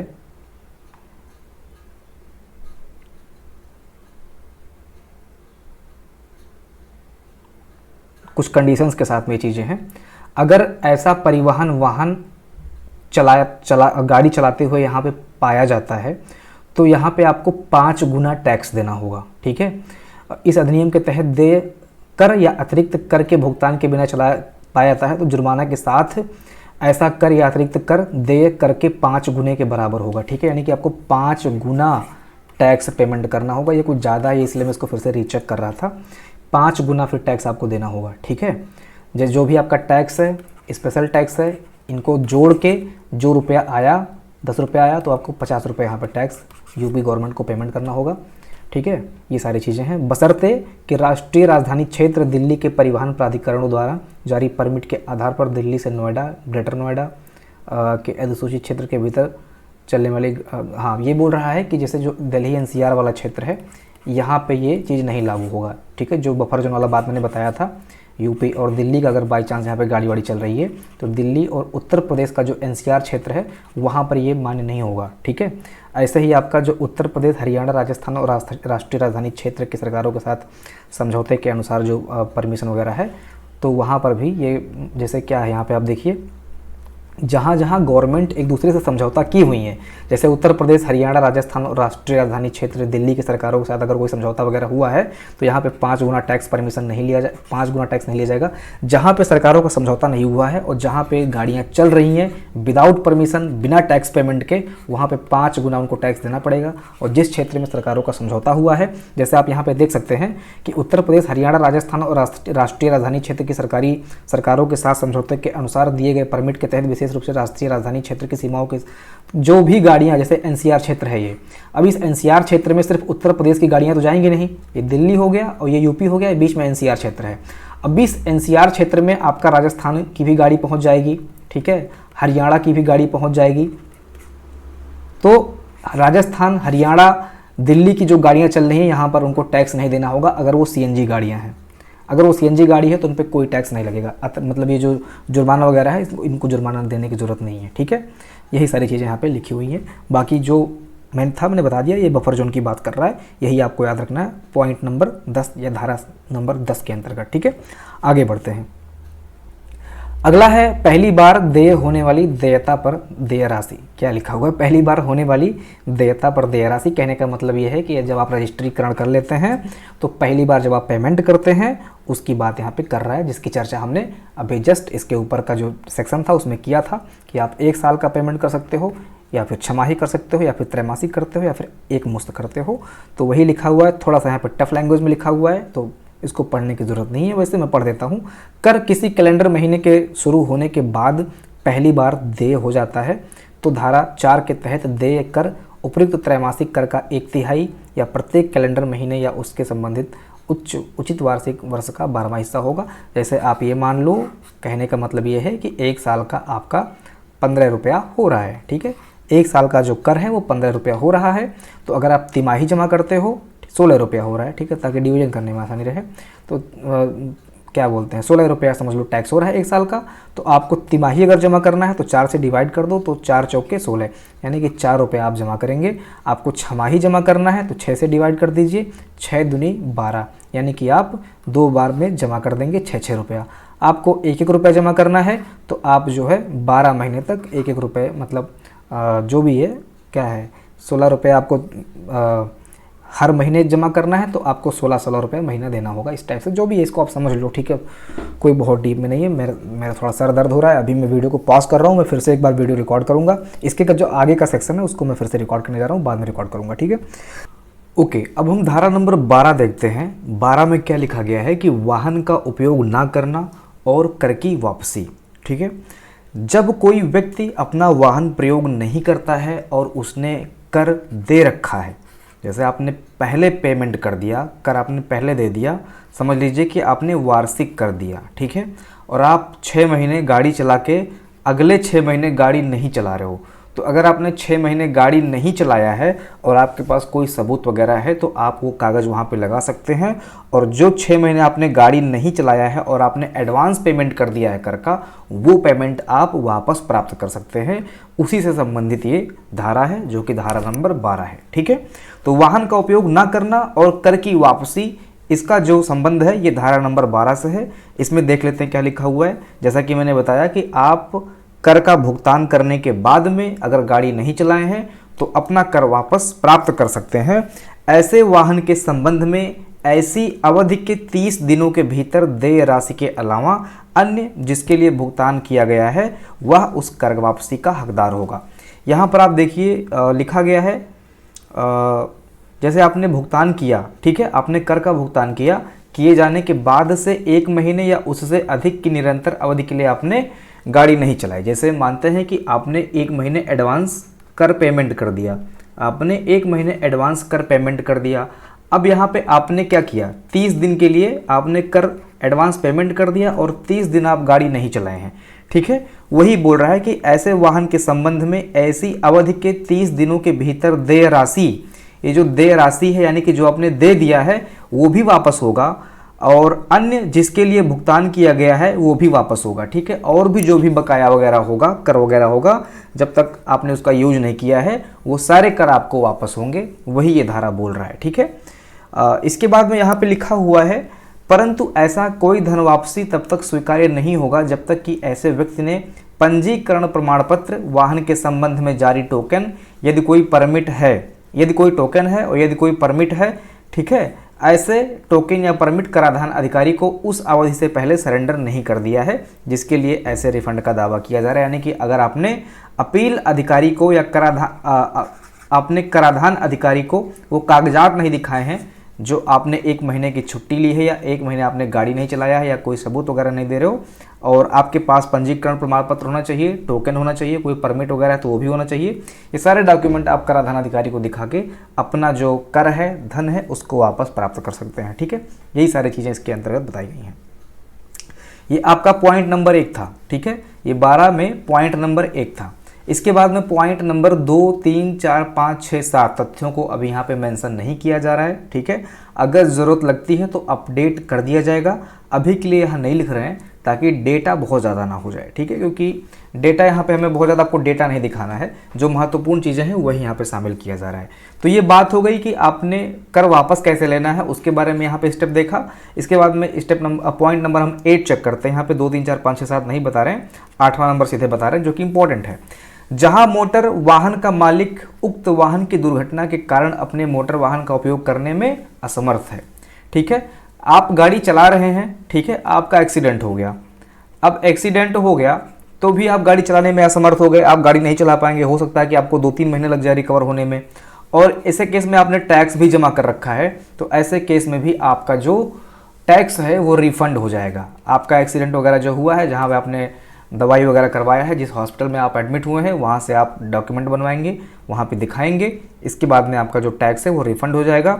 यहाँ पे ध्यान दीजिए, ऐसी दुर्घटना की तारीख से 1 सप्ताह के भीतर कराधान अधिकारी को पहली सूचना की एक प्रति आपको समर्पण करना है। यानी कि जब भी आपका एक्सीडेंट हुआ है, ठीक है, आप एडमिट हो रहे हो, तो 1 हफ्ते के भीतर आपको कराधान अधिकारी के पास में ये सूचना दे देना है। इसकी एक प्रति आपको कराधान अधिकारी को दे देनी है कि भैया हमारा एक्सीडेंट हो गया है, हम एडमिट हो चुके हैं, ठीक है। ये बात इसमें बताया गया है। इस तरह के आत्मसमर्पण को दुर्घटना की तारीख पर किया गया माना जाएगा। जिस दिन आपका दुर्घटना हुआ है उस दिन से फिर आपका ये कैलकुलेट होगा। टैक्स जो आपने रिफंड चाहिए, वो टैक्स रिफंड का जो डेट है वो आपके दुर्घटना डेट से कैलकुलेट होगा, ठीक है। तो ये है पॉइंट नंबर 8। बाकी 2, 3, 4, 5, 6, 7 पढ़ने की ज़रूरत नहीं है, ठीक है। तो आपने ये देखा वाहन का उपयोग ना करना और कर की वापसी। नेक्स्ट पॉइंट है धारा नंबर 13। नेक्स्ट धारा है धारा नंबर 13, उपयोग के लिए वाहन रखने वाले व्यक्ति द्वारा घोषणा, ठीक है। कहने का मतलब है कि अगर आप गाड़ी चलाते हैं तो आपका सेल्फ डिक्लेरेशन भी होगा। जैसे आप कोई फॉर्म वगैरह फिल करते हो तो लास्ट में सेल्फ डिक्लेरेशन होता है ना, वही चीज़ यहाँ पे भी है कि हाँ, हम ये डिक्लेयर करते हैं कि जितना भी हमारे ऊपर टैक्स लगाया गया है, हमारे ऊपर जितना स्पेशल टैक्स लगाया गया है या जो भी चीज़ें लगाई गई हैं उसको हम लोग पेमेंट करेंगे और आप हमें परमिशन दीजिए ताकि हम सड़कों पर अपना गाड़ी चला सकें, ठीक है। तो यही उपयोग के लिए वाहन रखने वाले व्यक्ति द्वारा घोषणा यानी कि सेल्फ डिक्लेरेशन के बारे में धारा 13 आपको बताता है। प्रत्येक मोटर वाहन का मालिक या संचालक वाहन संबंध में विहित प्रपत्र में घोषणा करेगा और कराधान अधिकारी को निर्धारित समय के भीतर कर या अतिरिक्त कर का भुगतान करेगा। यहाँ पे ये पॉइंट नंबर 1 है। दूसरा पॉइंट आप देख लीजिए, जहाँ किसी मोटर वाहन में परिवर्तन किया जाता है, ठीक है, जैसे किसी मोटर वाहन में परिवर्तन किया जाता है ताकि उसके मालिक या प्रचालक धारा 14 के अधीन बढ़े हुए कर या अतिरिक्त कर के भुगतान के लिए उत्तरदायी हो, प्रचालक या मालिक निर्धारित समय के भीतर विहित प्रमाण पत्र में घोषणा करेंगे। जो भी चीज़ें हैं मैं आपको बता देता हूँ। यहाँ पे आपको कर से संबंधित यहाँ पर डिक्लेरेशन देना है। अगर कर बाई चांस बीच में बढ़ता है, ठीक है, जैसे आपके ऊपर 100 रुपया कर लगाया गया है, हो सकता है कि इसको अपडेट किया जाए, बाद में इसको 105 कर दिया जाए, 110 कर दिया जाए, तो ये जो अपडेशन होगा इस सेल्फ डिक्लेरेशन में ये लिखा जाएगा कि क्या आप मतलब आपको ये मंजूर होना चाहिए, अगर बाई चांस टैक्स बढ़ रहा है तो आप उस टैक्स को पे करेंगे। तो वहाँ पे आप सेल्फ डिक्लेयर करेंगे कि हाँ भैया हम पे कर देंगे, कोई दिक्कत नहीं है, ठीक है। अगर 100 का 114 हो गया तब भी हम पेमेंट करेंगे। तो ये पॉइंट नंबर 2 हो गया, ठीक है। अगर टैक्स आपका बढ़ाया जाता है तो भी आपके सेल्फ डिक्लेरेशन में ये रहेगा कि आप जब टैक्स बढ़ेगा तो उसका पेमेंट आप करेंगे और आपका सिग्नेचर, ठीक है। ऐसे आता है धारा नंबर 14, कर में अंतर का भुगतान। वही जो अभी आपने देखा, कर में अंतर का भुगतान का मतलब ये है कि कर में चेंजेस। जैसा कि आपको पता है कि महंगाई बढ़ती जा रही है तो महंगाई के हिसाब से टैक्स भी बढ़ेगा, ठीक है। महंगाई के हिसाब से टैक्स भी बढ़ेगा, तो वही है कि कर के अंतर में भुगतान, यानी कि अगर आपका कर बढ़ाया जाता है या घटाया जाता है, जो भी होता है, हो सकता है कि घटाया भी जाए, तो अगर कर घटता है या बढ़ता है तो उसका भुगतान आप करेंगे।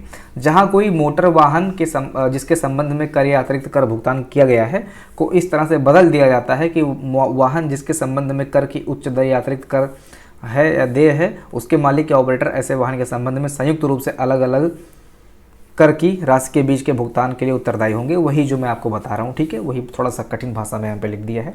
बाकी अगर आप लोग नोट्स बना रहे हो, ठीक है, तो आप अपने नोट्स में आसान भाषा में, मैं तो कहूँगा कि जितना भी मैंने वीडियो यहाँ पे बनाया है और वीडियो में जो चीज़ें मैं बोल रहा हूँ, अगर आप लोग एक नोट्स बना लेते हैं अपने लिए, ठीक है, आप इसको छोड़ दीजिए, आप 1 से लेकर 30 तक जितनी भी धाराएं हैं उसको आप अपने भाषा में एक बार लिख डालिए। धारा नंबर 1 में क्या है, धारा नंबर 2 में क्या है, धारा नंबर 3 में क्या है, ठीक है। और स्टार्टिंग में भी मैंने शॉर्ट में इसको उल्लेख कर रखा है। पहले मैंने 1 से 30 तक की जितनी धाराएं हैं उसको मैंने एक बार बता दिया था कि इस धारा के अंतर्गत ये चीज़ें हैं, तो आप वहाँ पे भी देख सकते हो। लेकिन अगर आप लोग यहाँ से जहाँ पे मैं डिटेल में आपको समझा रहा हूँ, अगर इसको आप अपने भाषा में, आसान भाषा में लिख लेते हैं तो परीक्षा में आप इस PDF को लेकर कंफ्यूज नहीं होंगे। बाकी ये आपका मेन PDF है, आपका जो 1997 का अधिनियम है, डायरेक्ट वहाँ पे यही सारी चीज़ें लिखी गई हैं जो मैंने यहाँ पे शामिल किया है। तो यहाँ पे भाषा थोड़ा सा टफ है, लेकिन फिर भी मैं इसको अपने भाषा में आपको समझा रहा हूँ। तो आप लोग थोड़ा सा ये प्रयास करें कि आप लोग अपने नोट्स खुद से तैयार कर लीजिए, ठीक है। नोट्स वगैरह शेयर मत करना कहीं पे, ठीक है, नहीं तो फंसोगे, आप अपने को खुद फंसा लोगे, ठीक है। तो वो मैं आपको क्या समझाऊं, ठीक है। बहुत बच्चे बेवकूफ़ होते हैं, उनको फैलाने में बड़ा मज़ा आता है। उनको डिस्क्लोज चीज़ें, मतलब होता नहीं कि मैंने एक्सपोज कर दिया, इनका मैंने एक्सपोज कर दिया कोर्स, अपना देखो मैंने नोट्स मैं इतने अच्छे से पढ़ रहा हूँ, क्या मतलब है। हो सकता है कि अगले बच्चे का सिलेक्शन हो जाए, आपका ही ना हो। ये बच्चे आप कब समझोगे, ये चीज़ आपको समझना चाहिए, ठीक है। तो आपको अपना चीज़ें, जो भी डॉक्यूमेंट, अपना जो भी नोट्स वगैरह है उसको आप लोग छुपा के रखें, चुपचाप अंदर से पढ़ते रहें, एग्ज़ाम में जाके परीक्षा दीजिए, सिलेक्शन लीजिए, ठीक है। बांटने की ज़रूरत नहीं है। बाकी हमारा तो लोग बांट ही देते हैं, इसलिए मैं भी छुपा के रखा हूँ अभी तक, इसलिए डाउनलोड अलाउ नहीं कर रहा हूँ, आप लोगों के लिए ही और मेरे लिए भी। तो ज़रूरी ये है कि आप लोग चुपचाप पढ़ाई करें, ठीक है। जो भी चीज़ें मैं यहाँ पे आपको बता रहा हूँ आप लोग सेल्फ नोट्स बनाते रहें, ओके। देखिए, करों के भुगतान में अंतर की चर्चा हमने ऑलरेडी कर ली है। आता है धारा नंबर 15। धारा नंबर 15 में लिखा हुआ कि पंजीकरण और अनुदान के प्रमाण पत्र में कर के भुगतान का रिकॉर्ड। तो जो भी कर का भुगतान हो रहा है, कर का भुगतान जो हो रहा है, ये कहीं तो रिकॉर्ड होगा। तो वही बोल रहा है कि पंजीकरण और अनुदान के प्रमाण पत्र में कर के भुगतान का रिकॉर्ड। तो रिकॉर्ड आपके पास में भी होगा और गवर्नमेंट के पास में भी होगा, दोनों के पास रिकॉर्ड होना चाहिए कि आपके पास हाँ हमने पेमेंट कर दिया है, गवर्नमेंट के पास कि हाँ इनका पेमेंट आ गया है, ठीक है।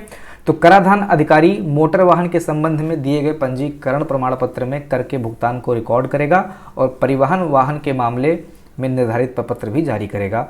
कराधान अधिकारी धारा 6 के अधीन अतिरिक्त कर के भुगतान को भी दर्ज करेगा। तो दोनों तरह के कर, स्पेशल टैक्स और अतिरिक्त कर, स्पेशल टैक्स और सिंपल कर, इन दोनों का जो भुगतान होगा वो रिकॉर्ड में दर्ज होगा। रिकॉर्ड संबंधित जो धारा है वो है धारा नंबर 15। धारा नंबर 15 के अंतर्गत जो कर हैं इनके रिकॉर्ड को दर्ज किया जाएगा, ये बताया जाता है, ठीक है। धारा नंबर 16 में क्या है, धारा नंबर 16 में है वाहन को रोकने और प्रवेश करने की शक्ति। कराधान अधिकारी को कोई भी व्हीकल सड़क पे चेक करने का पावर दिया गया है, ठीक है। गाड़ी जा रही है, रास्ते में गाड़ी रोक के ये आदमी इसमें एंटर कर सकता है, पूछताछ कर सकता है, ठीक है। कराधान अधिकारी या इस संबंध में राज्य सरकार द्वारा अधिकृत किसी अन्य अधिकारी द्वारा आवश्यक होने पर वाहन को रोकने और रोक कर रखने का अधिकार है, ताकि वह इस अधिनियम द्वारा किसी भी कर्तव्य को पूरा करने में सक्षम हो सके और अधिकारी वाहन में प्रवेश कर सकता है और उसमें यात्रा कर सकता है, ठीक है। तो ये वाहन को रोकने और प्रवेश करने की शक्ति के बारे में धारा नंबर 16 में इसका उल्लेख किया गया है, ठीक है। धारा नंबर 17 देख लेते हैं। यह समय सारणी यानी कि टाइम टेबल से संबंधित है। किसी भी वाहन के आवागमन का एक टाइम टेबल होता है। सरकारी बस आप देखते हो 8 बजे सुबह निकलती है, शाम को 9 बजे निकलती है, ठीक है। ऐसे सभी का टाइम टेबल फिक्स होता है। आप जब बस स्टेशन पर जाएंगे तो हर एक बस का, ठीक है, उसके यूपी जो भी चीज़ें लिखी हुई हैं उसके डिटेल्स के साथ में उसका टाइम फिक्स रहता है। उसको ये भी बताया जाता है कि आपको इतने टाइम तक वहाँ पे पहुँच भी जाना है, ठीक है। आपकी टॉप स्पीड ये होनी चाहिए, सारी चीज़ें बस के बारे में वहाँ पे डिटेल में लिखी होती हैं, ठीक है। तो वही बता रहा है कि आगमन और प्रस्थान के समय को विनियमित करने वाली तालिका प्रस्तुत की जाएगी। साथ ही एक तिमाही में की गई एकल यात्राओं की संख्या और उसके व्यवसाय से संबंधित ऐसे अन्य विवरण, यानी कि एक तिमाही का मतलब एक तिमाही में कितना होगा, एक तिमाही मतलब 1/3, 4 महीना बोल सकते हो, ठीक है। 4 महीना होगा कि 3 महीना होगा, 4 महीना होगा, ठीक है। 4 3 12 होता है, तो एक तिमाही। साथ ही अगर मैंने इसके पहले भी कहीं तिमाही और इसमें गड़बड़ी की होगी तो आप लोग समझ लेना। एक तिमाही मतलब आई थिंक यही होता है 1/3 होता है, और 1/3 का मतलब यहाँ पे क्या होगा, 4 महीने होगा, क्योंकि 12 में जब आप 3 का भाग करेंगे तो 3 चौके 12 यानी कि 4 महीना आएगा। अगर इसके पहले भी मैंने कुछ गड़बड़ी कर रखी हो, बहुत बेसिक सी चीज़ें हैं, कभी कभी गलती हो जाती है, तो उसको आप लोग करेक्ट कर लेना, ठीक है। देखिए यहाँ पर 4 महीने में जितनी भी यात्राएं हुई हैं उनको वहाँ पर ये कैलकुलेट करेगा, तालिका प्रस्तुत करेगा, उसको दर्ज करेगा। उसके व्यवसाय से संबंधित यानी कि कितना इसने किराया इकट्ठा किया है, किराया वगैरह भी वहाँ पे नोट किया जाएगा। और ऐसे अन्य विवरण जैसा कि कराधान अधिकारी समय समय पर आदेश देता है, इन सभी को जो है वहाँ पे लिखा जाएगा। इसके बाद में निर्दिष्ट समय या विवरण में किसी भी परिवर्तन को ऑपरेटर द्वारा कराधान अधिकारी को ऐसे परिवर्तन के प्रभावी होने के 15 दिनों के भीतर सूचित किया जाएगा। अगर कोई वहाँ पे चेंजेस किया गया, ठीक है, कुछ भी टाइम टेबल में या किसी अन्य डेटा में कुछ चेंजेस हो रहा है, तो जो भी कराधान अधिकारी होगा उसको 15 दिनों के अंदर सूचित करना होगा। कितने दिनों के अंदर? 15 दिनों के अंदर। तो अगर समय सारणी से संबंधित कोई चेंजेस हो रहे हैं जो कि धारा नंबर 17 से संबंधित है, तो कराधान अधिकारी को कितने समय के अंदर सूचित करना होगा? तो 15 दिन के अंदर सूचित करना होगा। ये आप लोग याद रखेंगे, ठीक है। आगे बढ़ें। नेक्स्ट है अपील, धारा नंबर 18। धारा नंबर 18 में अपील के बारे में बताया गया है। अपील का मतलब रिक्वेस्ट, या कोई आप कुछ मतलब चाहते हो, आपके साथ कुछ गलत हुआ है या आप कुछ चेंज करना चाहते हो तो आप अपील कर सकते हैं, ठीक है। तो कराधान अधिकारी के आदेश से व्यथित, मतलब कराधान अधिकारी ने कुछ आदेश दे दिया है, ठीक है, तो उससे परेशान होकर कोई भी व्यक्ति ऐसे आदेश की प्राप्ति के तारीख से 30 दिनों के भीतर, जब भी आदेश इसने दे दिया है, कोई आदेश आपके सामने आ चुका है, आपको उसको फॉलो करने में दिक्कत आ रही है, तो उसके 30 दिनों के भीतर आप अपील कर सकते हैं। 30 दिनों के बाद आप अपील नहीं कर पाएंगे भाई। 30 दिन तक आप अगर किसी आदेश को फॉलो कर रहे हैं तो फिर आप फॉलो करिए, आपको दिक्कत यहाँ पे नहीं हुआ तो 3 महीने के बाद क्यों दिक्कत हो रहा है? 1 महीने तक दिक्कत होना चाहिए। 1 महीने में आपने कोई अपील नहीं किया है तो बाद में आप अपील नहीं कर सकते हो, ठीक है। तो जो भी आदेश कराधान अधिकारी ने दे दिया है उस आदेश से 30 दिनों के भीतर अपीलीय प्राधिकारी के पास आप अपील कर सकते हैं। अपीलीय प्राधिकारी अपील को सुनवाई का अवसर देने के बाद ऐसे आदेश पारित कर सकता है जो वो उचित समझता है, ठीक है। अगर अपीलीय अधिकारी चाहे तो उसमें कुछ चेंज भी कर सकता है, जो उचित समझेगा वो कुछ वहाँ पे अपना आदेश पारित कर सकता है। यहाँ पे पॉइंट नंबर 3 है, उपधारा 1 के अधीन अपील में अपीलीय प्राधिकारी द्वारा किया गया प्रत्येक आदेश अंतिम हो गया। यानी कि अपीलीय अधिकारी ने अगर कुछ वहाँ पे सुनवाई की, कुछ वहाँ पे चेंजेस किए कराधान अधिकारी के आदेश में, तो वो आपका अंतिम आदेश होगा, ठीक है। वही फिर मान लिया जाएगा जो अपीलीय अधिकारी ने बाद में आदेश दिया है, ठीक है। आगे बढ़ें। इसके बाद में आता है अपराधों की सजाएं, धारा नंबर 19। धारा नंबर 19 है अपराधों की सजा।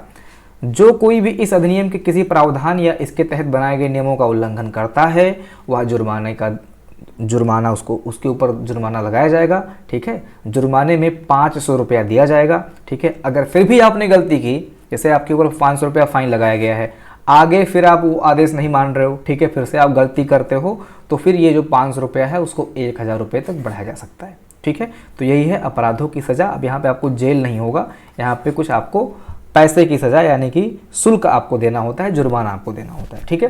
तो जुर्माने से दंडनीय होगा जो 500 रुपये तक हो सकता है, और दूसरे या बाद के इसी तरह के अपराध के लिए बड़े जुर्माने से दंडनीय होगा जो कि बढ़ाकर 1000 रुपये तक किया जा सकता है।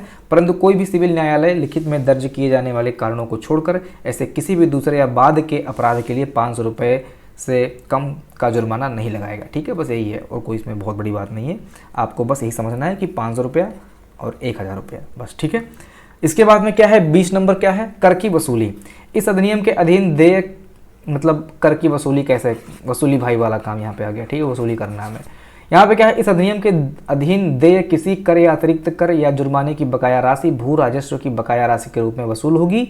इस अधिनियम के अधीन देय कर, अतिरिक्त कर और जुर्माना मोटर वाहन पर उसके सहायक उपकरण सहित जिसके संबंध में वह देय है प्रथम भार होगा, ठीक है। कराधान अधिकारी प्रत्येक वर्ष के कर और अतिरिक्त कर और जुर्माने की बकाया राशि के लिए जैसा भी मामला हो मालिक ऑपरेटर से निर्धारित मांग करेगा, जिसमें पिछले वर्षों के कर, अतिरिक्त कर, बस आप देख सकते हो कि यहाँ पे वसूली का काम है, कैसे भी करके वसूली करना है। तो कर की वसूली से संबंधित जो धारा है वो धारा नंबर 20 है, आप बस इतना याद रखेंगे, ठीक है। बहुत ज़्यादा इसमें डिटेल में जाने की जरूरत नहीं है। नेक्स्ट है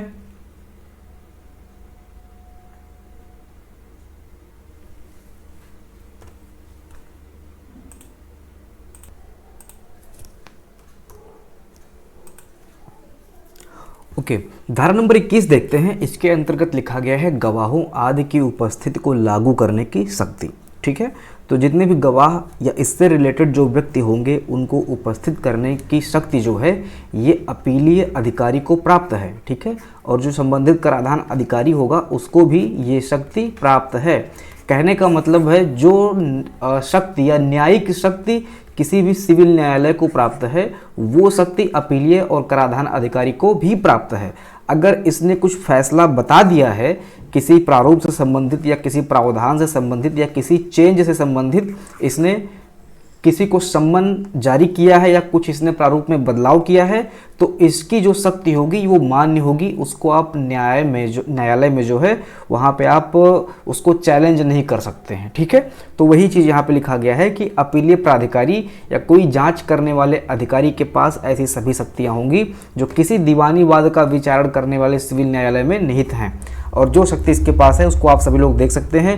गवाहों को ये सम्मन कर सकते हैं, जैसे आपके पास जैसे न्यायालय होता है, ठीक है, थाना होता है, ये क्या करता है, गवाहों को बुलाता है, उनको सम्मन भेजता है। यही सेम प्रोसेस जो है ये अपीलीय और कराधान अधिकारी भी कर सकते हैं। गवाहों को सम्मन करना, उनकी उपस्थिति को लागू करना और शपथ या प्रतिज्ञान की जांच करना और गवाहों से पूछताछ करने के लिए कमीशन या अनुरोध का मुद्दा उठाना, ठीक है। किसी भी दस्तावेज के उत्पादन के लिए किसी को मजबूर करना, डॉक्यूमेंट निकालने के लिए किसी को भी मजबूर करने की शक्ति भी अपीलीय और कराधान अधिकारी को प्राप्त है। और पूर्ववर्ती खंडों में उल्लिखित ऐसी शक्तियों का प्रयोग करते हुए जारी आदेशों की अवज्ञा के दोषियों को दंडित करना, ठीक है। तो यहाँ पे आप देख रहे हैं कि अपीलीय अधिकारी और कराधान अधिकारी को लगभग जो सिविल न्यायालय है जो वहाँ पे दंड मिलता है, वहाँ पे जुर्माना लगता है, वो सारे यहाँ पे पावर जो हैं ये इनको दे दिए गए हैं, ठीक है। इससे क्या होता है, सिविल न्यायालय पर बोझ कम पड़ सकता है, बोझ कम पड़ता है और कोई भी व्यक्ति इनके खिलाफ, ठीक है, बिना इनके लिखित के सिविल न्यायालय में वो वहाँ पे दरखास्त नहीं डाल सकता है, ठीक है, कि भैया अपीलीय अधिकारी और कराधान अधिकारी ने मेरे साथ ये गलत काम किया है। नहीं, यहाँ पे यही समझ लीजिए कि न्यायालय है, ऐसा आप समझ सकते हो, ठीक है। बाकी आगे देखते हैं। कर का भुगतान न करने की स्थिति में मोटर को हिरासत में लेना। यहाँ पे साफ साफ लिखा गया कि अगर कोई व्यक्ति या व्हीकल का मालिक कर का भुगतान नहीं करता है तो उसके मोटर वाहन को हिरासत में ले लिया जाएगा, ठीक है, और वहाँ पे उसको नीलाम करके कर वसूला जाएगा। भाई आपका कर टैक्स बकाया है, ठीक है, काफ़ी टाइम से बकाया है, आप नहीं दे रहे हो, तो जो भी संबंधित अधिकारी होगा वो आपके वाहन को जब्त कर सकता है। इसके बाद में आपको एक टाइम दे दिया जाएगा कि भाई लो 45 दिन लो, 45 दिन के अंदर अगर आपने कुछ ऐसा काम नहीं किया, मैं देखता हूँ अभी टाइम पीरियड क्या है, ठीक है, तो आपको एक टाइम पीरियड दे दिया जाएगा, उसके अंदर आपको टैक्स का भुगतान करना होगा। अगर आप लोग टैक्स का भुगतान नहीं करते हैं तो वो मोटर वाहन को नीलाम कर देगा और नीलाम से जो टैक्स मिलेगा उसको वो रख लेगा। बाकी जो पैसा बचेगा, ठीक है भाई, नीलामी में क्या होगा, हो सकता है कि आपको टैक्स से ज़्यादा पैसा मिल जाए तो टैक्स वो रख लेगा, बाकी जो ज़्यादा पैसा बचत होगा वो उस मालिक को वापस लौटा देगा, ठीक है। यही चीज़ यहाँ पे लिखा गया है। तो देखते हैं, यहाँ पे लिखा गया है मोटर वाहन का उपयोग किसी व्यक्ति द्वारा कर, अतिरिक्त कर या जुर्माने के भुगतान के बिना किया जा रहा है तो मोटर वाहन को जब्त और हिरासत में लिया जा सकता है और इस उद्देश्य के लिए वह ऐसे कदम उठा सकता है जो उसके द्वारा आवश्यक समझा जाए। मोटर वाहन की सुरक्षा के लिए और विशेष रूप से ऐसे वाहन के चालक को इसे निकटतम पुलिस स्टेशन या उसके निर्दिष्ट अन्य थाने पर पहुंचाना होगा, अन्य जगह पर पहुंचाना होगा। परंतु वाहन को जब्त करने वाला अधिकारी ऐसी जब्ती के 48 घंटे के भीतर संबंधित कराधान अधिकारी को जब्ती की रिपोर्ट भेजेगा। तो जिस अधिकारी ने मोटर वाहन को जब्त किया है, ठीक है, तो जब्ती के 48 घंटे के अंदर वो कराधान अधिकारी को रिपोर्ट भेजेगा कि हाँ, हमने इनके वाहन को जब्त कर लिया है। ठीक है, तो ये रिपोर्ट 48 घंटे के अंदर यानी कि 2 दिन के अंदर कराधान अधिकारी को वो रिपोर्ट भेजेगा। ठीक है, यहाँ पे देखिए, इस धारा के अधीन जब्त या हिरासत में लिए गए मोटर को कराधान अधिकारी द्वारा कर, अतिरिक्त कर, जुर्माना या अन्य राशि के भुगतान पर तुरंत रिहा कर दिया जाएगा। तो जब्ती के बाद में अगर व्यक्ति ने जितने भी कर और अतिरिक्त कर या जुर्माना लगे थे उस पर, उसको अगर वो भुगतान कर देता है तो तुरंत रिहा भी कर दिया जाएगा। अगर नहीं करता है तो फिर उसको हिरासत में ले लिया जाएगा। ठीक है, इसके बाद में पॉइंट नंबर 3 में आप देख सकते हैं कि वाहन की जब्ती या निरोध की तारीख से 45 दिनों की भीतर की अवधि के भीतर, अगर यहाँ पे मैंने बताया था आपको 45 दिन का आपको अल्टीमेटम दिया जाएगा। जब भी आपका वाहन जब्त हुआ है उसके 45 दिन तक को आपको अल्टीमेटम दिया जाएगा कि भैया 45 दिन आपके पास है, आप लाके अपना टैक्स वगैरह जमा कर दो। अगर जमा नहीं करते हो आप 45 दिन के अंदर टैक्स, तो फिर वो आपका गाड़ी जो है वो नीलाम कर सकता है। ठीक है, बशर्ते नीलामी जो है वो पूर्वाग्रह के बिना हो, मतलब ऐसा ना हो कि हमें किसी को परेशान करना है। ठीक है, आप पूरा कोऑपरेट करेंगे उस व्यक्ति के साथ में जिसको टैक्स देना है। अगर वो टैक्स दे देता है तो आप नीलाम नहीं करेंगे। अगर वो टैक्स नहीं दे पाता है तो भी आप उसको बार बार अल्टीमेटम देंगे, आप उसको कहेंगे भैया टैक्स जमा कर दो, नहीं तो नीलामी हो जाएगी। आपका उसमें स्वार्थ नहीं होना चाहिए कि नीलामी होगी उसमें से 4 पैसा हम भी पा जाएंगे। ठीक है, तो उसमें आपका पूर्वग्रह नहीं होना चाहिए, स्वार्थ नहीं होना चाहिए।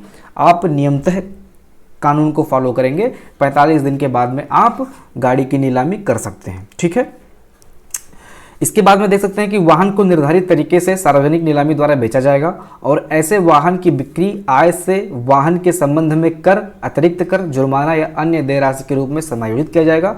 और ऐसी नीलामी के बचत यानी कोई अगर बचता है पैसा उसमें तो वाहन के मालिक या ऑपरेटर को वापस कर दिया जाएगा। ठीक है, तो मैंने आपको बताया था कि नीलामी की जाएगी, नीलामी में जो पैसा मिलेगा उसमें से जितना भी टैक्स आपका बाकी है उसको काट के जो पैसा बचेगा वो वाहन के मालिक को वापस कर दिया जाएगा। ठीक है, तो ये था धारा नंबर 23।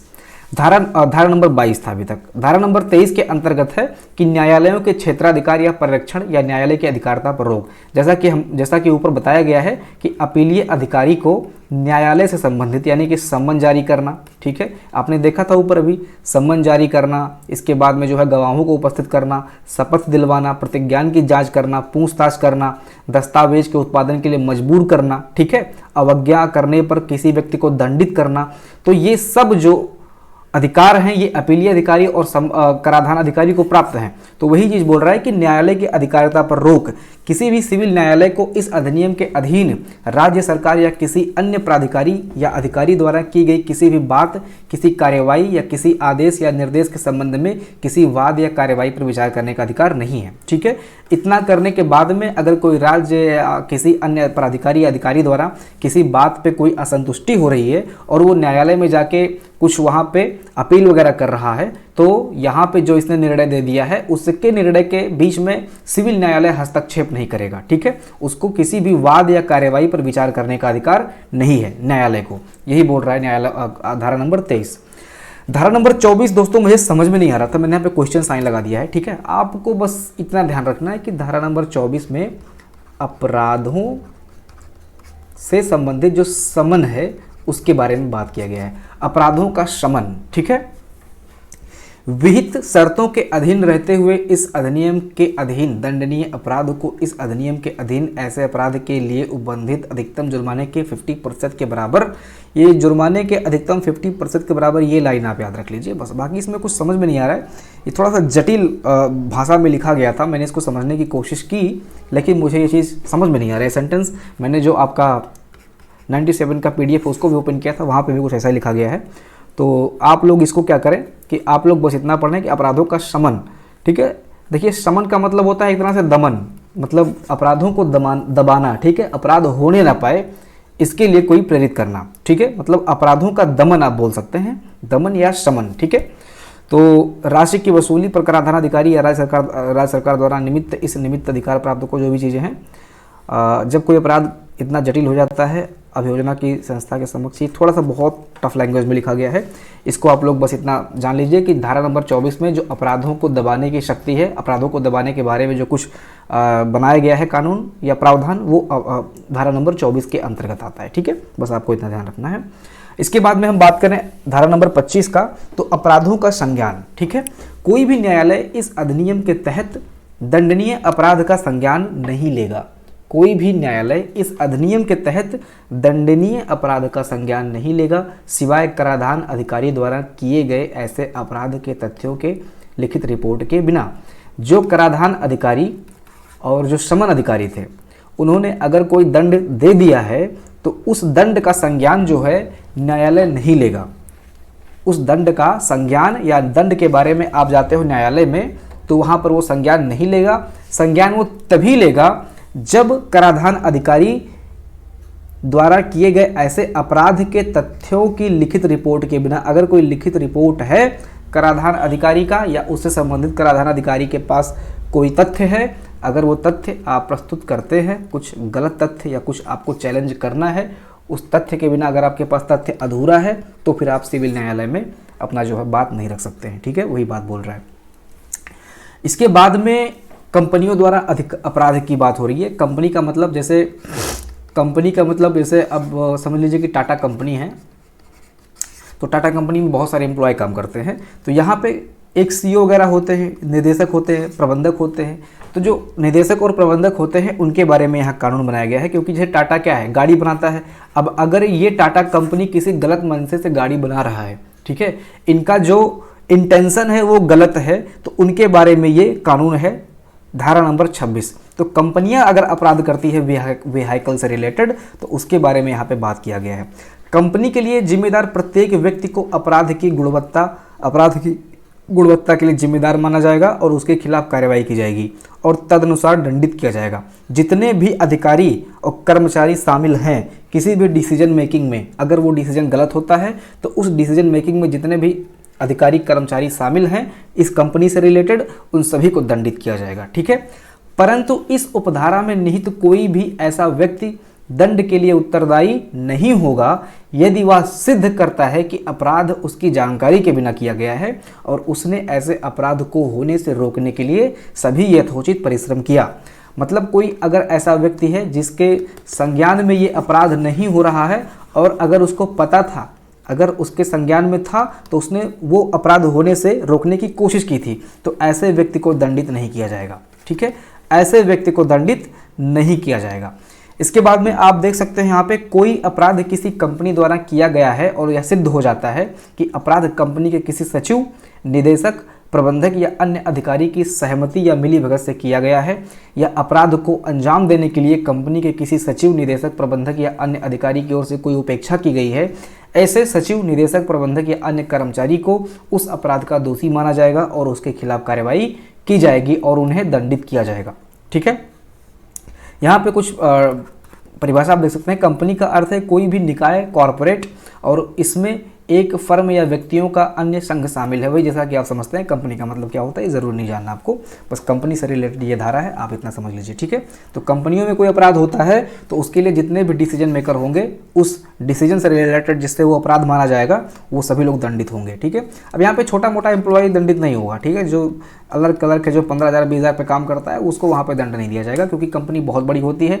दंड देंगे तो 25-30 हज़ार रुपये ऐसे ही नप जाएंगे, 25-30 हज़ार लोग ऐसे नप जाएंगे। ठीक है, इसके बाद में है धारा नंबर 27 सद्भावना। 27 साफ और 27 साफ और सद्भावना। ठीक है, सद्भावना से रिलेटेड की गई अगर कोई कार्यवाही है तो उसका संरक्षण किया जाएगा।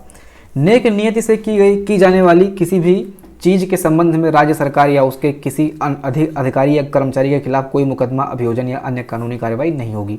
आपको पता है कभी कभी कंडीशन बन जाती है कि कभी कभी छोटे मोटे कानून का उल्लंघन भी करना पड़ता है। ठीक है, तो अगर कहीं ऐसे छोटे मोटे धारा या प्रावधान का उल्लंघन होता है लेकिन वो उल्लंघन नेक नियत से किया गया है, सद्भावना के लिए किया गया है, किसी को बचाने के लिए किया गया है, तो ऐसे जो कार्रवाई होंगे उसका जो मुकदमा होगा, ऐसे मुकदमे को वहाँ पे मुकदमा नहीं माना जाएगा, उसके खिलाफ कोई कार्रवाई नहीं होगी।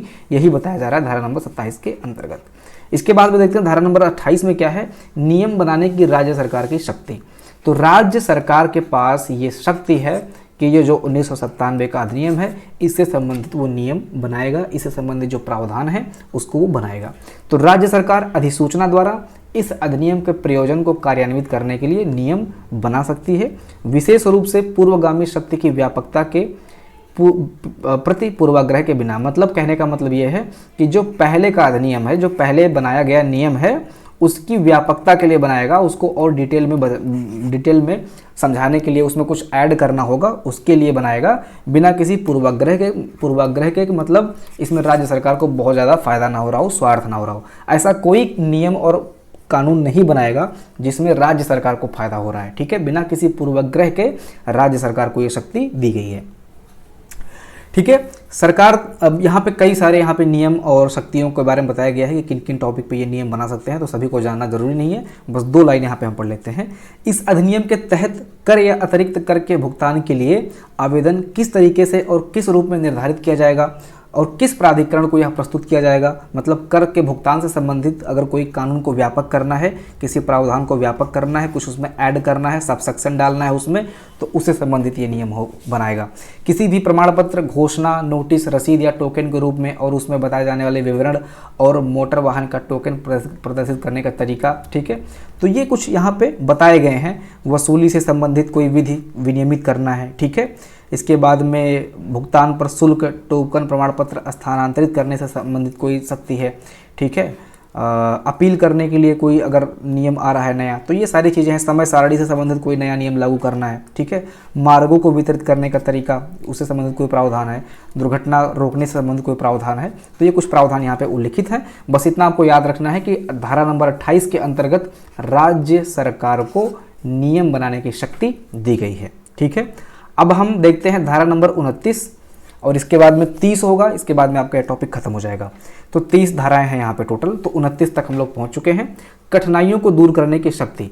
नियम बनाने में बहुत सारी कठिनाइयाँ आती हैं, ठीक है। किसी को अच्छा लगता है, किसी के खिलाफ चला जाता है, तो यही बोल रहा है कि राज्य सरकार किसी कठिनाई को दूर करने के लिए प्रयोजनों के लिए अधिसूचित आदेश द्वारा निर्देश देगा, परंतु इस अधिनियम के लागू होने की तारीख से। अब एक चीज़ और है यहाँ पे, कठिनाई को दूर करने की शक्ति भी राज्य सरकार के अधीन है, ठीक है। राज्य सरकार कोशिश करेगी कि किसी भी कठिनाई से बचा जाए और ऐसे नियम बनाए जाएं जो किसी भी कठिनाई, जो आगे किसी कठिनाई को न लाए, ठीक है। ऐसा नहीं कि आप कोई नियम बना दो और 2 साल के बाद में वो नियम ही कठिनाई पैदा कर दे रहा है, ठीक है। तो ऐसे किसी कठिनाई से बचा जाएगा। और दूसरी चीज़ ये है कि कोई भी नियम, जब ये अधिसूचना जारी किया गया है, ठीक है, परंतु इस अधिनियम के लागू होने की तारीख से 2 वर्ष की समाप्ति के बाद ऐसा कोई आदेश नहीं दिया जाएगा, ठीक है। आपने जो भी अधिसूचना जारी किया है, जो भी अधिसूचना आपने किसी नियम से संबंधित जारी किया है, आपने उसमें कुछ ऐड किया है, इसके 2 वर्ष की समाप्ति के बाद तक, मतलब जब तक 2 साल नहीं बीत जाएगा, आप उसमें कोई आदेश फिर से उसमें चेंज नहीं कर सकते हैं, ठीक है। तो इस अधिनियम के लागू होने की तारीख से 2 वर्ष की समाप्ति के बाद ऐसा कोई आदेश नहीं दिया जाएगा। यहाँ पे क्या बोल रहा है, कुछ उल्टा मैं बोल रहा हूँ क्या। देखिए यहाँ पे लिखा हुआ है प्रभावी होगा चाहे वो संशोधन या परिवर्तन, परंतु इस अधिनियम के लागू होने की तारीख से 2 वर्ष की समाप्ति के बाद ऐसा कोई आदेश नहीं दिया जाएगा।